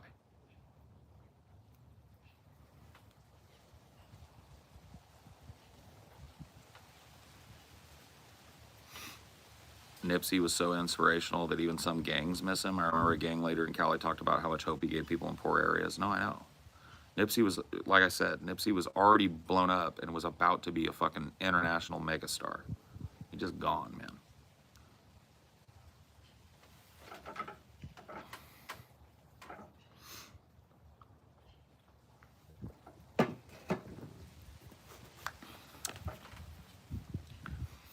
What got you through that? What, losing, being past-minded? Therapy, man. I'm not gonna front with you. I spent 4 years and change, at least once a week, doing intensive talk therapy on a couch with a really, really talented, really, really knowledgeable doctor that knew me really well. And it took every bit of that time for me to get to where I'm at now, and I'm still working, man. I'm not saying I'm like, oh, I'm better. No. I just have a better idea how to handle my shit now than I ever have in my life. You don't think rap was a psyop on the black community? No. No, I don't.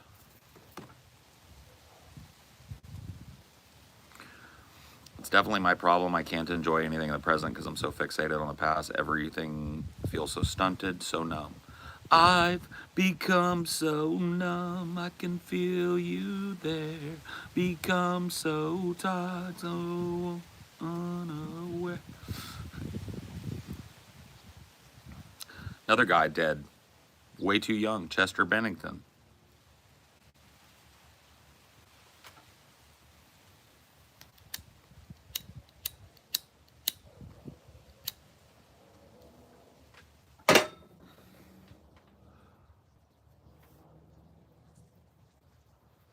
I'm 22 and I'm going through a midlife crisis. That's called a quarter life crisis.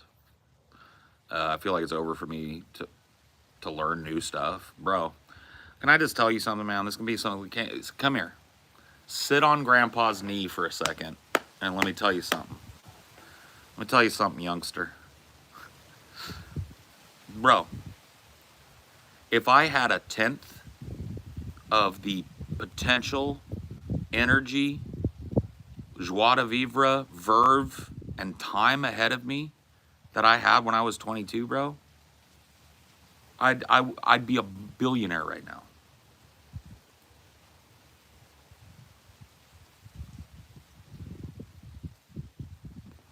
You're having a quarter life crisis, bro. Everybody in their 20s has this. Everybody in their 20s goes, what the fuck am I doing? Everybody treats me like an adult, but I don't know what the fuck I'm doing. Everybody, bro. Everybody.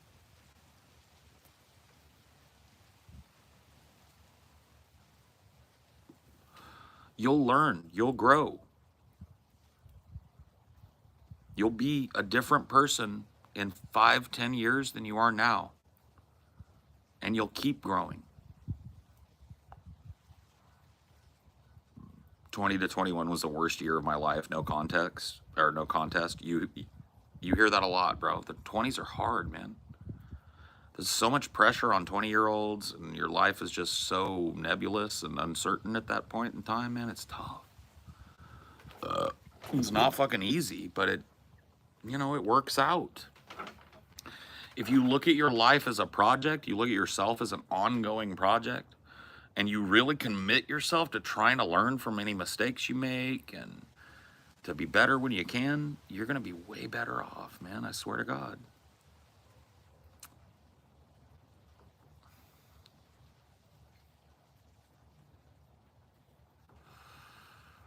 Happy Pride Month. Same to you. Do you believe in God? No. Believe in the concept of like the possibility of an intelligence that's greater than ours. I mean, I don't close my mind to that possibility, but I do not believe that one exists at this point. Don't put the expectation of having everything figured out in your 20s because it's not going to happen. Never does. Life has a lot of bottoms, but how you thrive depends on how you handle those bottoms. Oh yeah, dude, those bottoms are the best, most it feels horrible to be going through them. But what you don't realize now, if you're in your 20s, is that those bottoms, that really low point that you're hitting, those big problems that you don't know how to solve, they're going to inform the person that you will become. You're going to go forward so much wiser and so much better off for having gone through what you're going through that you won't be the same person the next time that kind of problem comes to you, and you'll circumvent it. You'll know how to, as long as you just keep mindfulness about you when it comes to the things that you've learned. See, that's the trick. Don't live in the past, but don't forget it either. Remember the last time somebody said something hurtful to you like that and what happened at the end of that. Remember those things and act differently. That's called growth. It gives you perspective. Do you think that there would be people in here watching me right now if I'd been through nothing in my life and learned nothing?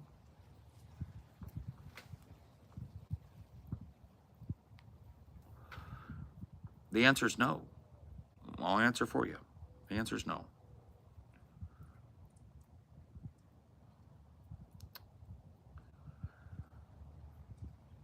I mean, people watch Vosh. All right, let's be real, though.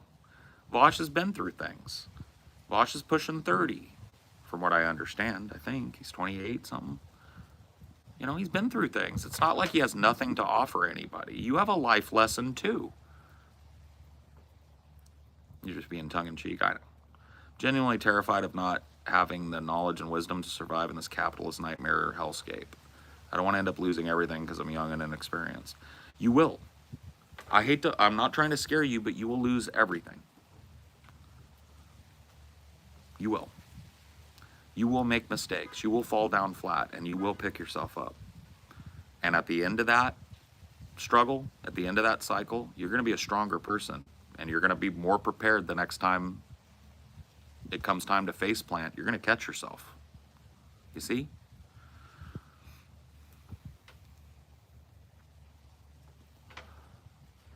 I mean, most of my 20s, I didn't have anything to lose. I couldn't lose everything because I had basically nothing. I lost everything at 35, dude. I literally hit a reset button on my life. I got a divorce. I did no contest. I gave everything to my ex-wife. I took a duffel bag of clothes and a computer, and I packed it in the back of my Scion XB, and I went off on my own. I started over completely from zero at 35. I'm 44.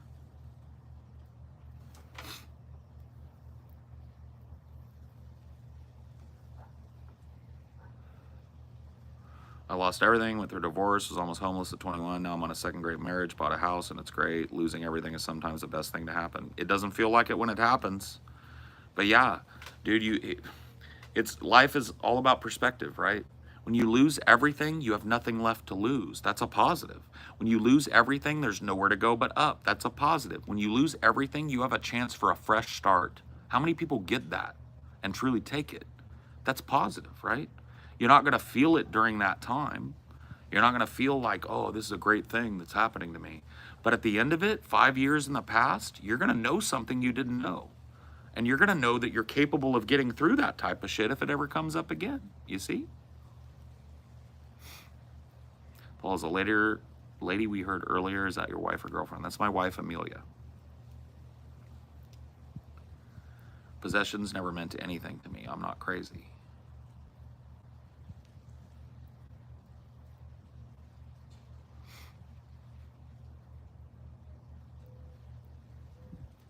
When did you and TJ meet?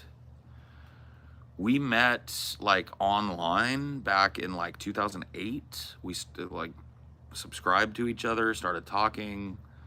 But we met in person for the first time in 2015 at the DPLA meetup. That was the first time I met TJ in person, also Scotty and Ben and the whole crew.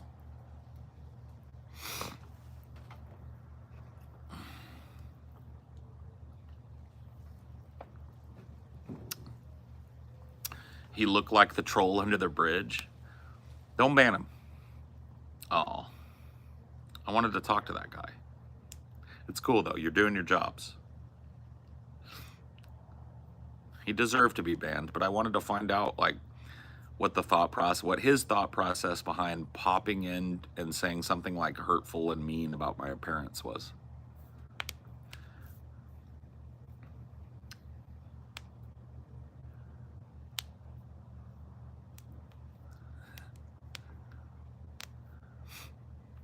Sticks and stones and all that. We can unhide if you want. No, it's all good.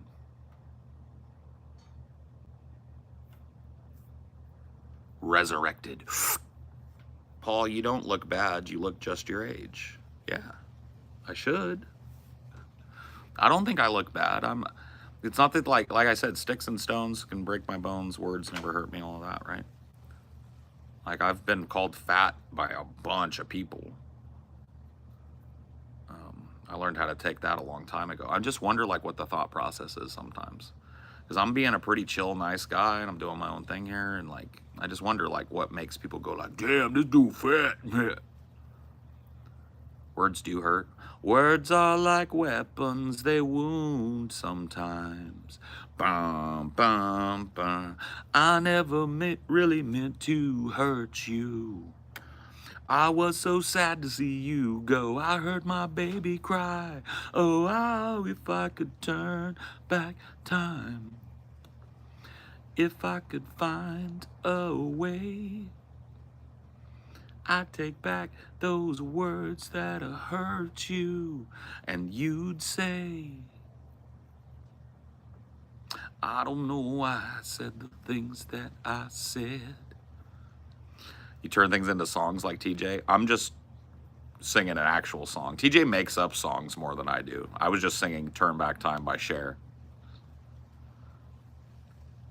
Words are like weapons. They wound sometimes. I say that all the time to people.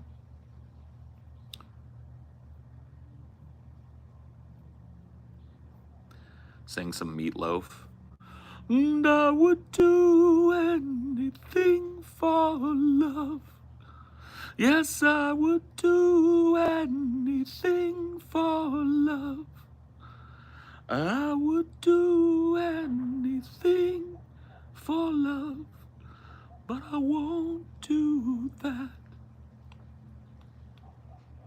No, I won't do that.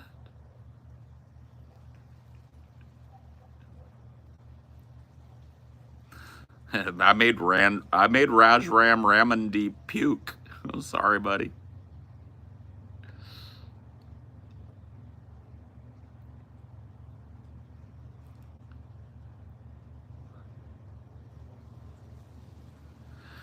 That had some heart, to be fair.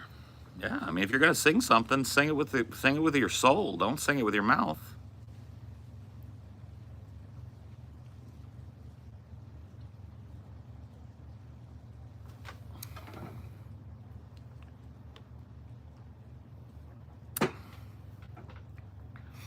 Lamau, woo, woo, woo, woo, woo, woo. You just laughed yourself right out of here, bud.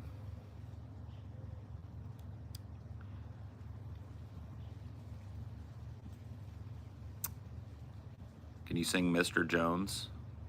Not really. La la la la la la la. Uh-huh. I don't know the words. It's like conversational. He just wanted something to believe, yeah. Mr. Jones and me tell each other fairy tales. That guy's got a great voice. It's very hard to emulate that for me.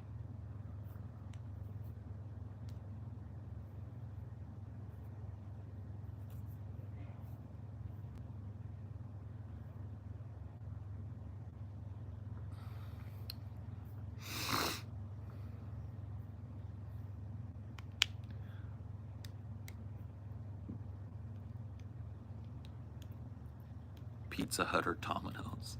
Neither, dude. Both of those places kind of gross, bro. I guess Pizza Hut over Domino's, but if you're gonna get pizza, like, do yourself a favor and get a good ass pizza, bro. I kind of want a pizza. I'm not even gonna lie, dude. I'm not even a front. Pizza sounds kind of good, though.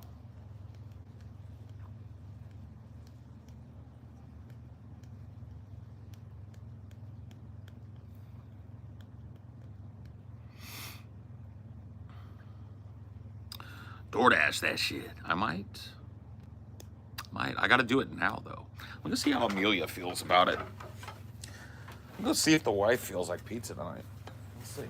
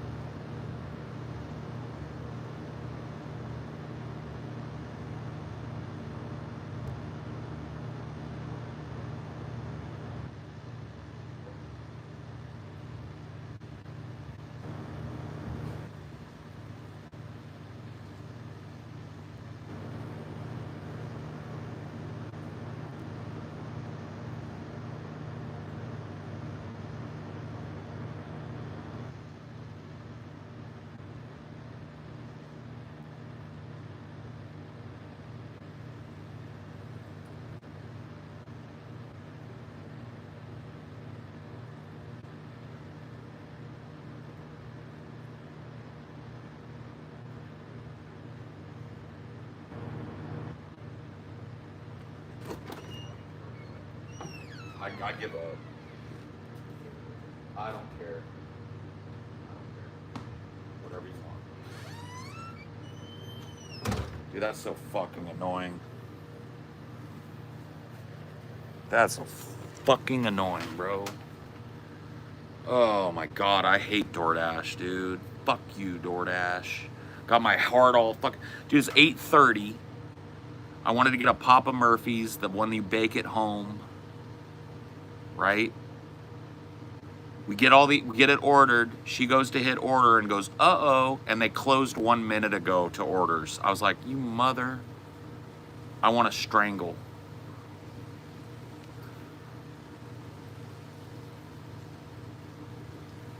Tragedy. Tragedy.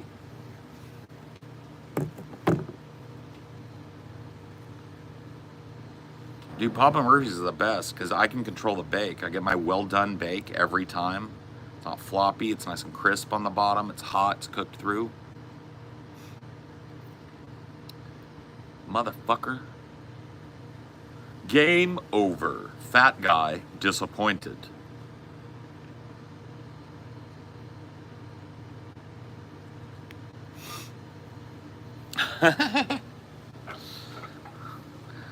Yeah, it's fresh. You bake it yourself. It's hot out the oven. You can't beat that with a big stick. Food delivery apps, basically the price times 2 or 3. No, it basically isn't. That sounds pretty fucking reprehensible, but it basically isn't that. DoorDash, you always either get shoddy timing with shoddy delivery, like drinks spilled in the bag and shit, or you get everything perfect because the Dasher actually attempts to be good at it. Yeah, it's like a dice roll. But like, they really can't fuck up a Papa Murphy's. They wrap that shit up. All you got to do is throw the fucking pizza on my, like, it's kind of hard. It's kind of hard to fuck that one up, you know? If they take a long time with it, it's no problem because it still goes right in the fucking oven, you know? Closes at 8 o'clock. What is this nonsense? I know. Sorry, baby. Why are you sorry? Well, if I had Hold been on. a little bit faster on the draw. Are you Papa Murphy? No. Okay, then you don't have to be I sorry. should have been faster on the draw. Oh my god, we didn't know. It's 8:30. Pizza joint, we thought would do, like, that's why I went in, because I was like, dude, I probably should do this before 9, because Yeah. right around then's probably when they close. No, apparently they close at 8:30. They have a bedtime like a kindergartner. Well, like, with DoorDash, it's like half an hour before or whatever. Yeah. So they don't get inundated with shit before close and stuff. I get it, but fuck. Maybe push that back to 9 and stay open an extra half hour. Yeah, that's that Saturday rush money, dude. You don't want to make that Saturday rush money, though? I mean, yeah, if this was like Wednesday or something, maybe, but bro, it's Saturday night. 8:30 and you're closed? You don't want to make that $22? All right. I just got round table. Cool. That's fine. That's the next best thing, probably. I don't know. Are you so mad at Pizza Hut? I thought you were digging them for a minute. The last Pizza Hut we ordered was not great. Yeah. It was doughy.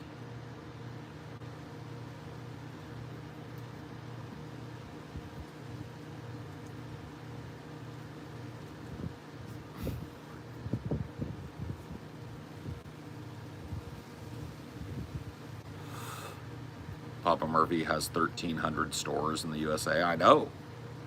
You know the dude. Yeah. The Murphy dude. Yeah. I know the dude that started the company. I went to school with the dude that started the company. Dude that owns it. I used to go to the first Papa Murphy's.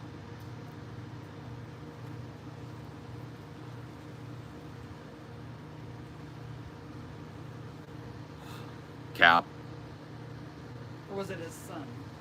I went to school with his son. Yeah. You said that you went to school with the owner, or the founder. I thought I said his son. Yeah. No. So Yeah. that makes more sense. That dude also went on to be the mayor of my town. He was also the scummiest fucking dude ever. He was like a piece of shit to me all 4 years of high school. He was a douche, and then ended up being the mayor of my town. And I had to help him with a cell phone problem when he was touring the schools. And I was like, oh God, just shoot me now. You guys can see him. Search Pomegranate Rock. He's the redhead in Pomegranate Rock. Search that on YouTube and thank me later. Public figure, man. Fuck him. He's a politician.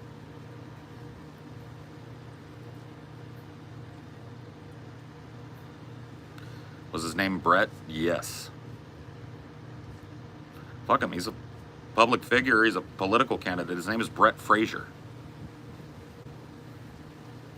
Savage redhead idiot. Floated to the top because daddy had a lot of money. Murphy money.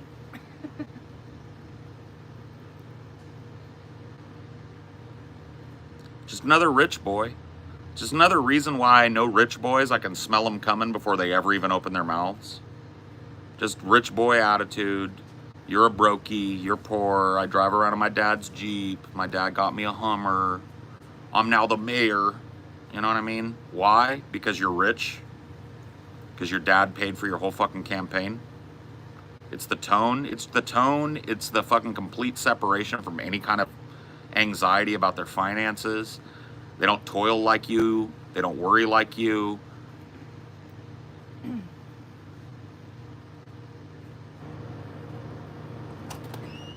Sounds like my first boss. Cody Kinsey. Yeah, well. Heart dropped for a minute when he said Brett. Reminded me of Brett Keane. No. Turns out Brett Keane's not the only guy named Brett in the world. You might not want to be so fast on the trigger with Brett Keane memes here. They're usually apropos of nothing and typically get you a ban. Just letting you know. The meme was fucking 13 years ago, guys. The meme is dead.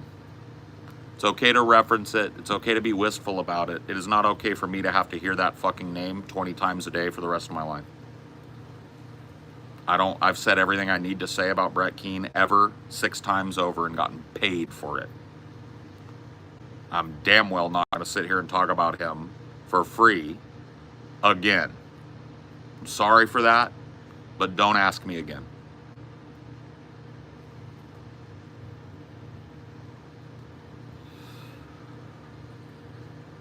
Too many people think having money equals being smart. Well, no. What it is people don't think that. People just realize that you can circumvent the smart barrier with money.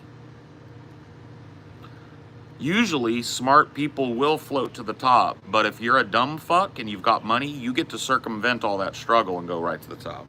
You get to be mayor of the town. Why? Because you were a redheaded fucking shit bully your entire life and your daddy paid for your whole fucking existence? Cool. Sounds like a good mayor to me.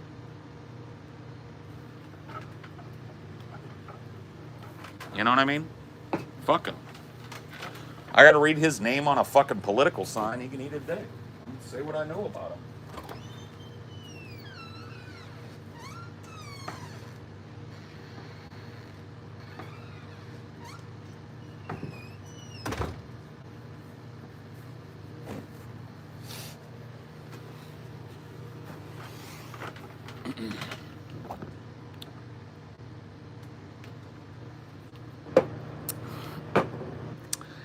And we gonna make you lose your mind.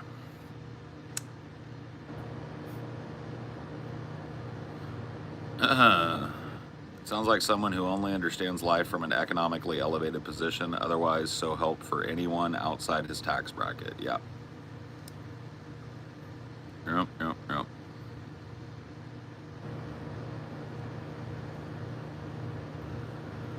These streams are great for listening to while having a nice sesh outside. I know.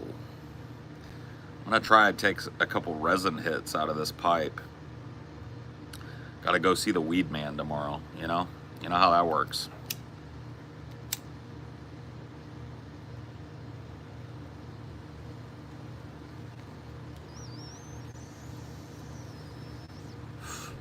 I don't recommend resin hits,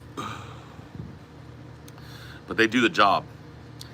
You don't waste not, want not, okay, stoners? You ever do dabs? No, not really.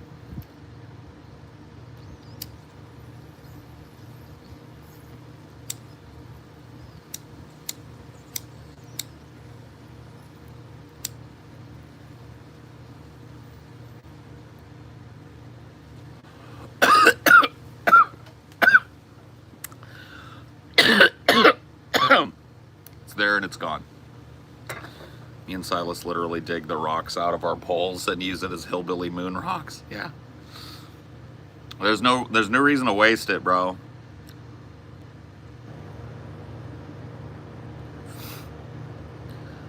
No American should have to do resin hits to get high in the richest country on earth. See, I enjoy dabs, wax, because you can get reclaim, and the reclaim works. Yeah. Get out some keef out of the grinder, put it in a glass jar, roll your resin balls in there. You got redneck moon rocks. Sick. I never made those when I was like, that's actually a new stoner trick on an old stoner. Moon rocks are kind of new though, so I guess that makes sense. But we definitely would have been doing that shit, man. We just used to try and fucking scoop that sticky ass, wet ass spit resin into a bowl and light it up, man. Let that fucking tar burn. What about hash? Had some great from Kyrgyzstan. I had hash once, not my fucking cup, dude. I like fucking with wax every so often, but it fucks my tolerance. Yeah. I don't like wax for that reason, too.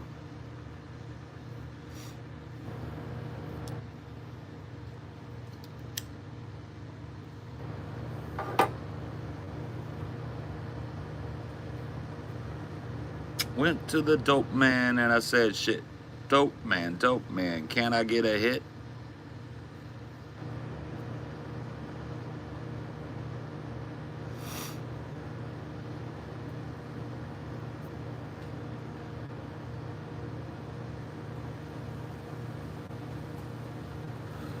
These stoners make me wish I enjoyed weed, such a chill subculture. Usually it is. Some people take it a little far, but like most stoners you'll meet are pretty fucking chill people, bro.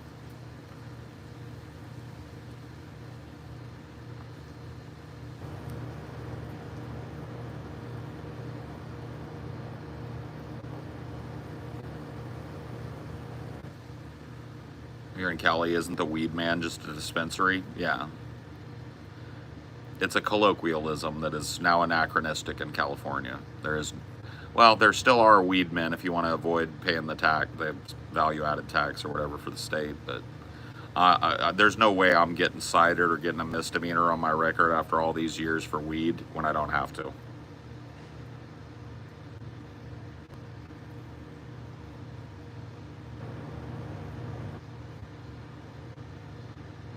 Was it hard to find a headset back when you trolled online in the 90s? No. I had headphones and a desktop microphone from Radio Shack. It was like, you'd probably recognize it if I showed it to you. Little plastic base with like a stick mic on it. You plug it in to your computer. So I didn't have like a gaming headset until I was in my 20s or whatever. So I just did headphones and a Radio Shack mic. That was pretty much the best you could do back in the day. They didn't even really have webcam technology yet in the 90s because internet speeds were way too low to, like, the bit rate was super duper low, so there was no way you could do anything with video really anyway.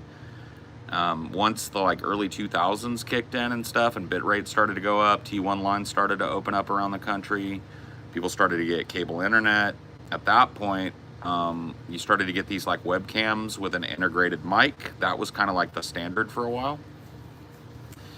And then I was one of the first people on YouTube that I remember seeing that adopted a condenser mic. I got an analog to USB condenser mic.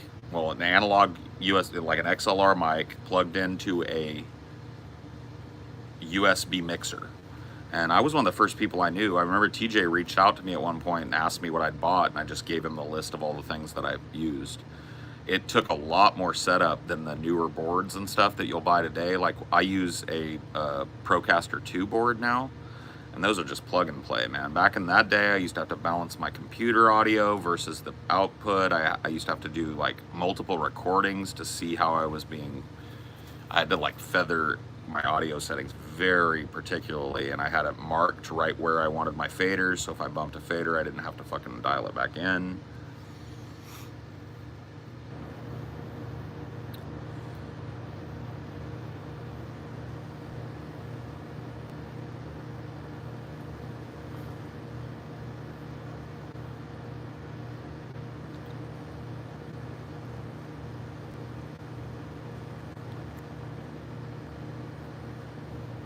Kind of poopy weed, but you got the job done. Yeah. Poopy weed works in a pinch. I think there are some now. Not sure I'd have to. All right, don't be talking to each other in chat, man. I shouldn't even be reading that, bro. It's not a social club. Don't ask each other questions. It just fucks it up, and it's just like it's a speed bump in my stream. I start reading something assuming you're talking to me, and then you're adding somebody else. It's cool. I'm just saying it doesn't work here. You have to take it to DMs or something like that. If you're gonna talk to anybody, just exchange your Twitter handle or whatever the fuck so that you guys can take it private. Because your conversation, yeah, thank you. Remember back when TJ said you were his favorite YouTuber, I subbed to you so many years ago? Yeah. You don't know me and you don't know my style. Well, thank you. I appreciate the kind words.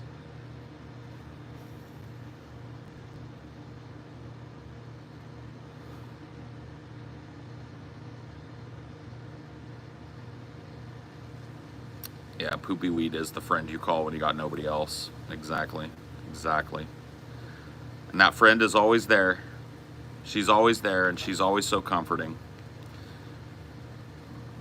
Do you like questions are really horrible? Stop asking them. The answer to that question is no, and it would be a waste if I spent any more time reading it, so just don't ask them. Do you like this? I know it feels good to hear somebody go like, oh, hell yeah, I like a thing you like. I'm not going to do it, though.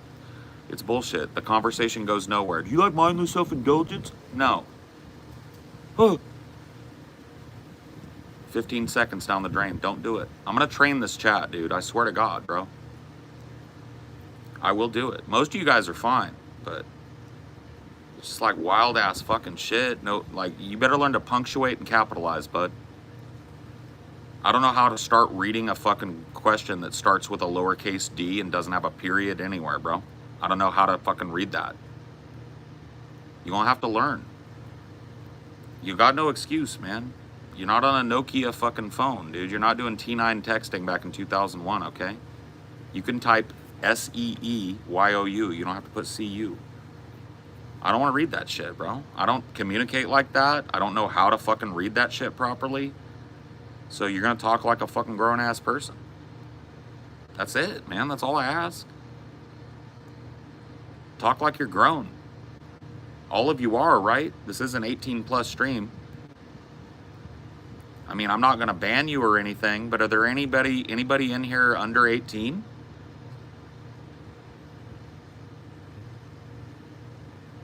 Anybody at all?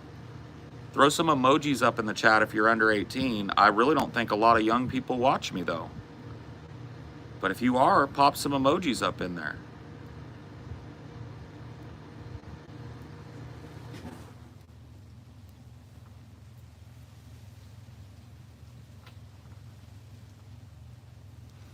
That's a landmine, as we call it.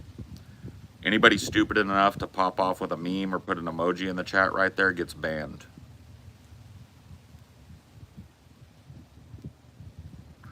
We're gonna be doing that randomly here and there. Hey guys, anybody, any young teens in the chat? Anybody below the age of 18? Throw some heart emojis up in the chat. Throw some heart up in the chat if you're a fucking young kid. Ha ha! Hearts in the chat, y'all.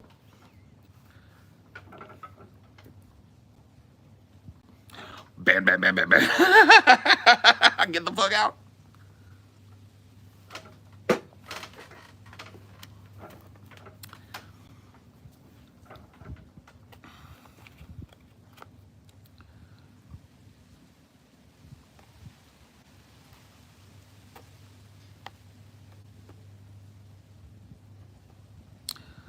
Can you say incel louder? Incel louder. Paul, please don't get Chris Hansen. I'll miss you. What are you talking about, kid?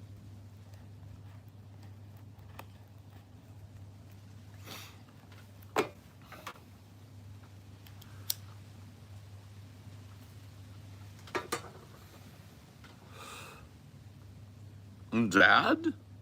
You wouldn't walk up to me on a fucking street and say, Dad? So you don't get to do it here. Bye. See you next alt.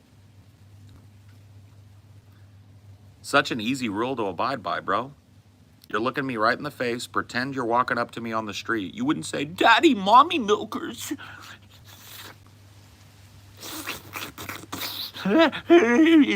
Daddy milk. Daddy nomad. You wouldn't. So why would you do it here? You're not gonna.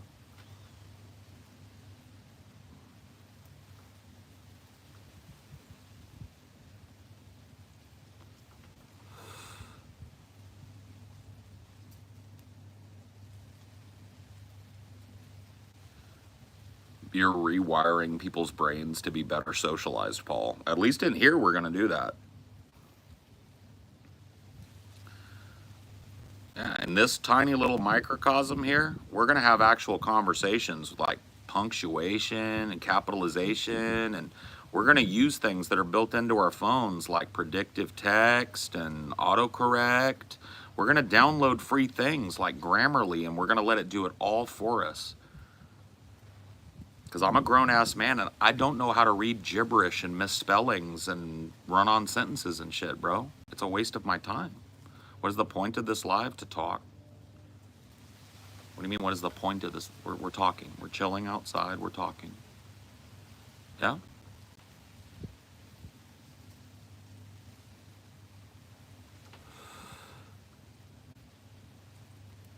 If you're 26, you're not a Zoomer. You're a millennial Zoomer cusper. 26 is the cutoff. You got 1 foot in the millennial generation, 1 foot in the zippity Zoomer generation. You're about the oldest Zoomer on the planet right now. Was Salt Rackus brought down? Yes, I nuked it. I nuked it because some 30-year-old men acted like 12-year-olds, and I didn't want to get drawn into the cycle of drama for the 3rd fucking time with them. So before it got off the ground, the server disappeared, and it's my understanding that they've been wandering the wasteland ever since, wondering what to do.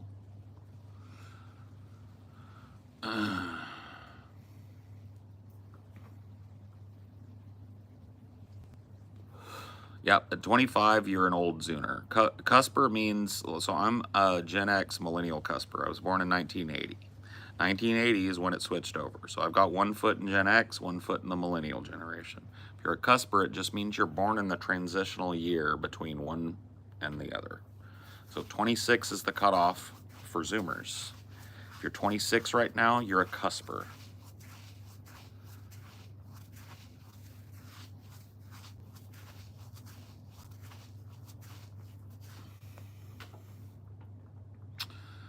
I only posted a couple pictures of my cat in the general chat. Rip Salt Rackus. It happens. Whatever. I said from the very jump that as soon as people started acting like 12-year-old fucking playground kids, it was done. And it started about up 2 months into it. And when it didn't immediately correct itself, I just nuked the whole fucking thing down to the bone.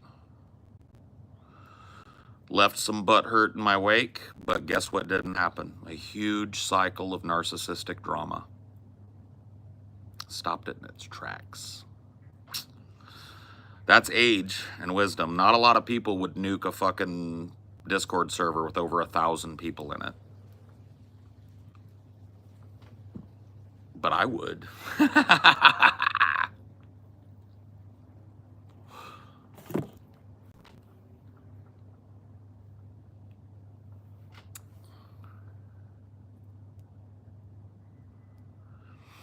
People can't be adults. No, they can. You just have to enforce that boundary. See, a lot of people would bitch about me being like so harsh with the chat sometimes and stuff, and I get it.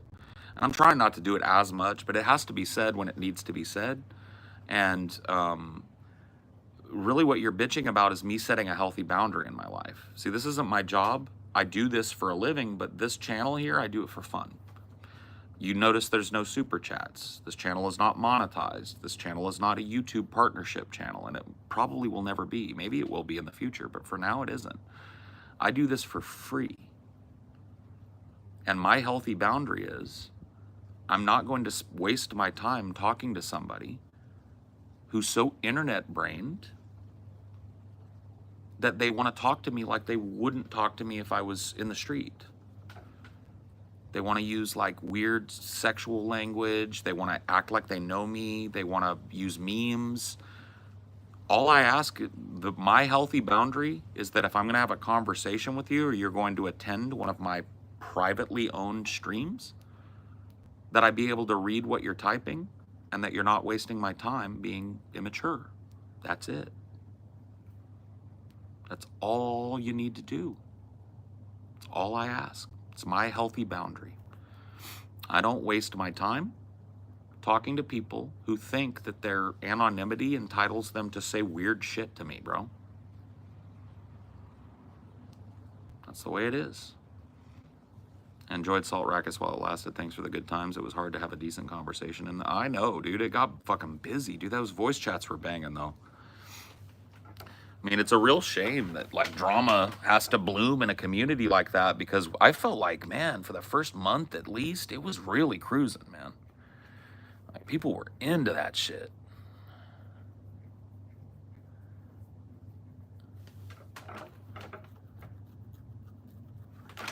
But, yeah, you know, it's just like there's like a power vacuum kind of thing that happens on Discord. I don't know, maybe it's other social media sites too, but Discord is the one. Dude, I've touched the stove 3 times.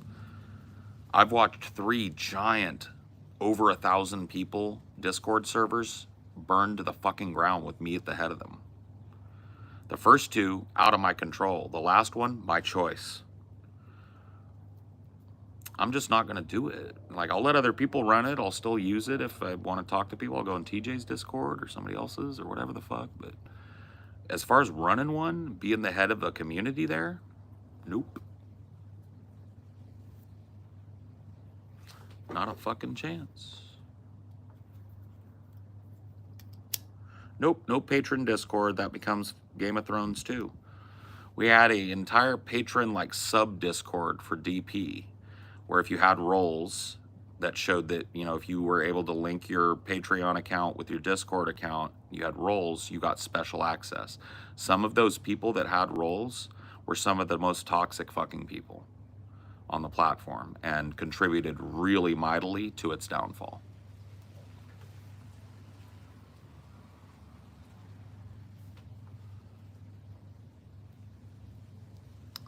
Discord has abundant trolls, and it's such a close interaction that yeah, I agree. It's a shame that people can't conduct themselves like straight up adults in there, but straight up fucking like, dude, the people that I empowered over there and the people that were adjacent to the community that I assumed were all like fucking straight up grown adults, like that shit over the course of like a week descended into literal high school shit, bro. If you're gonna spend all your time over there, then I'm gonna ban you on my server. Like, that's what it was, bro. It was literally like, you spend too much time on Paul's server, you don't come on my server, so I'm gonna ban everybody that goes on Paul's server. Literal, like, 12-year-old fucking Yu-Gi-Oh! Duel shit, bro. Yu-Gi-Oh! Duel drama, bro. But we're talking like grown people. We're talking like 25, 26. In some cases, a couple of people in this last time, over 30 and married with a career. Whoop, whoop. We got pizza? Okay, cool. Well, you guys are way less interesting right now than pizza. So I'm going to go eat my pizza. Thanks for joining me, though. I'll see you next time, whenever that is.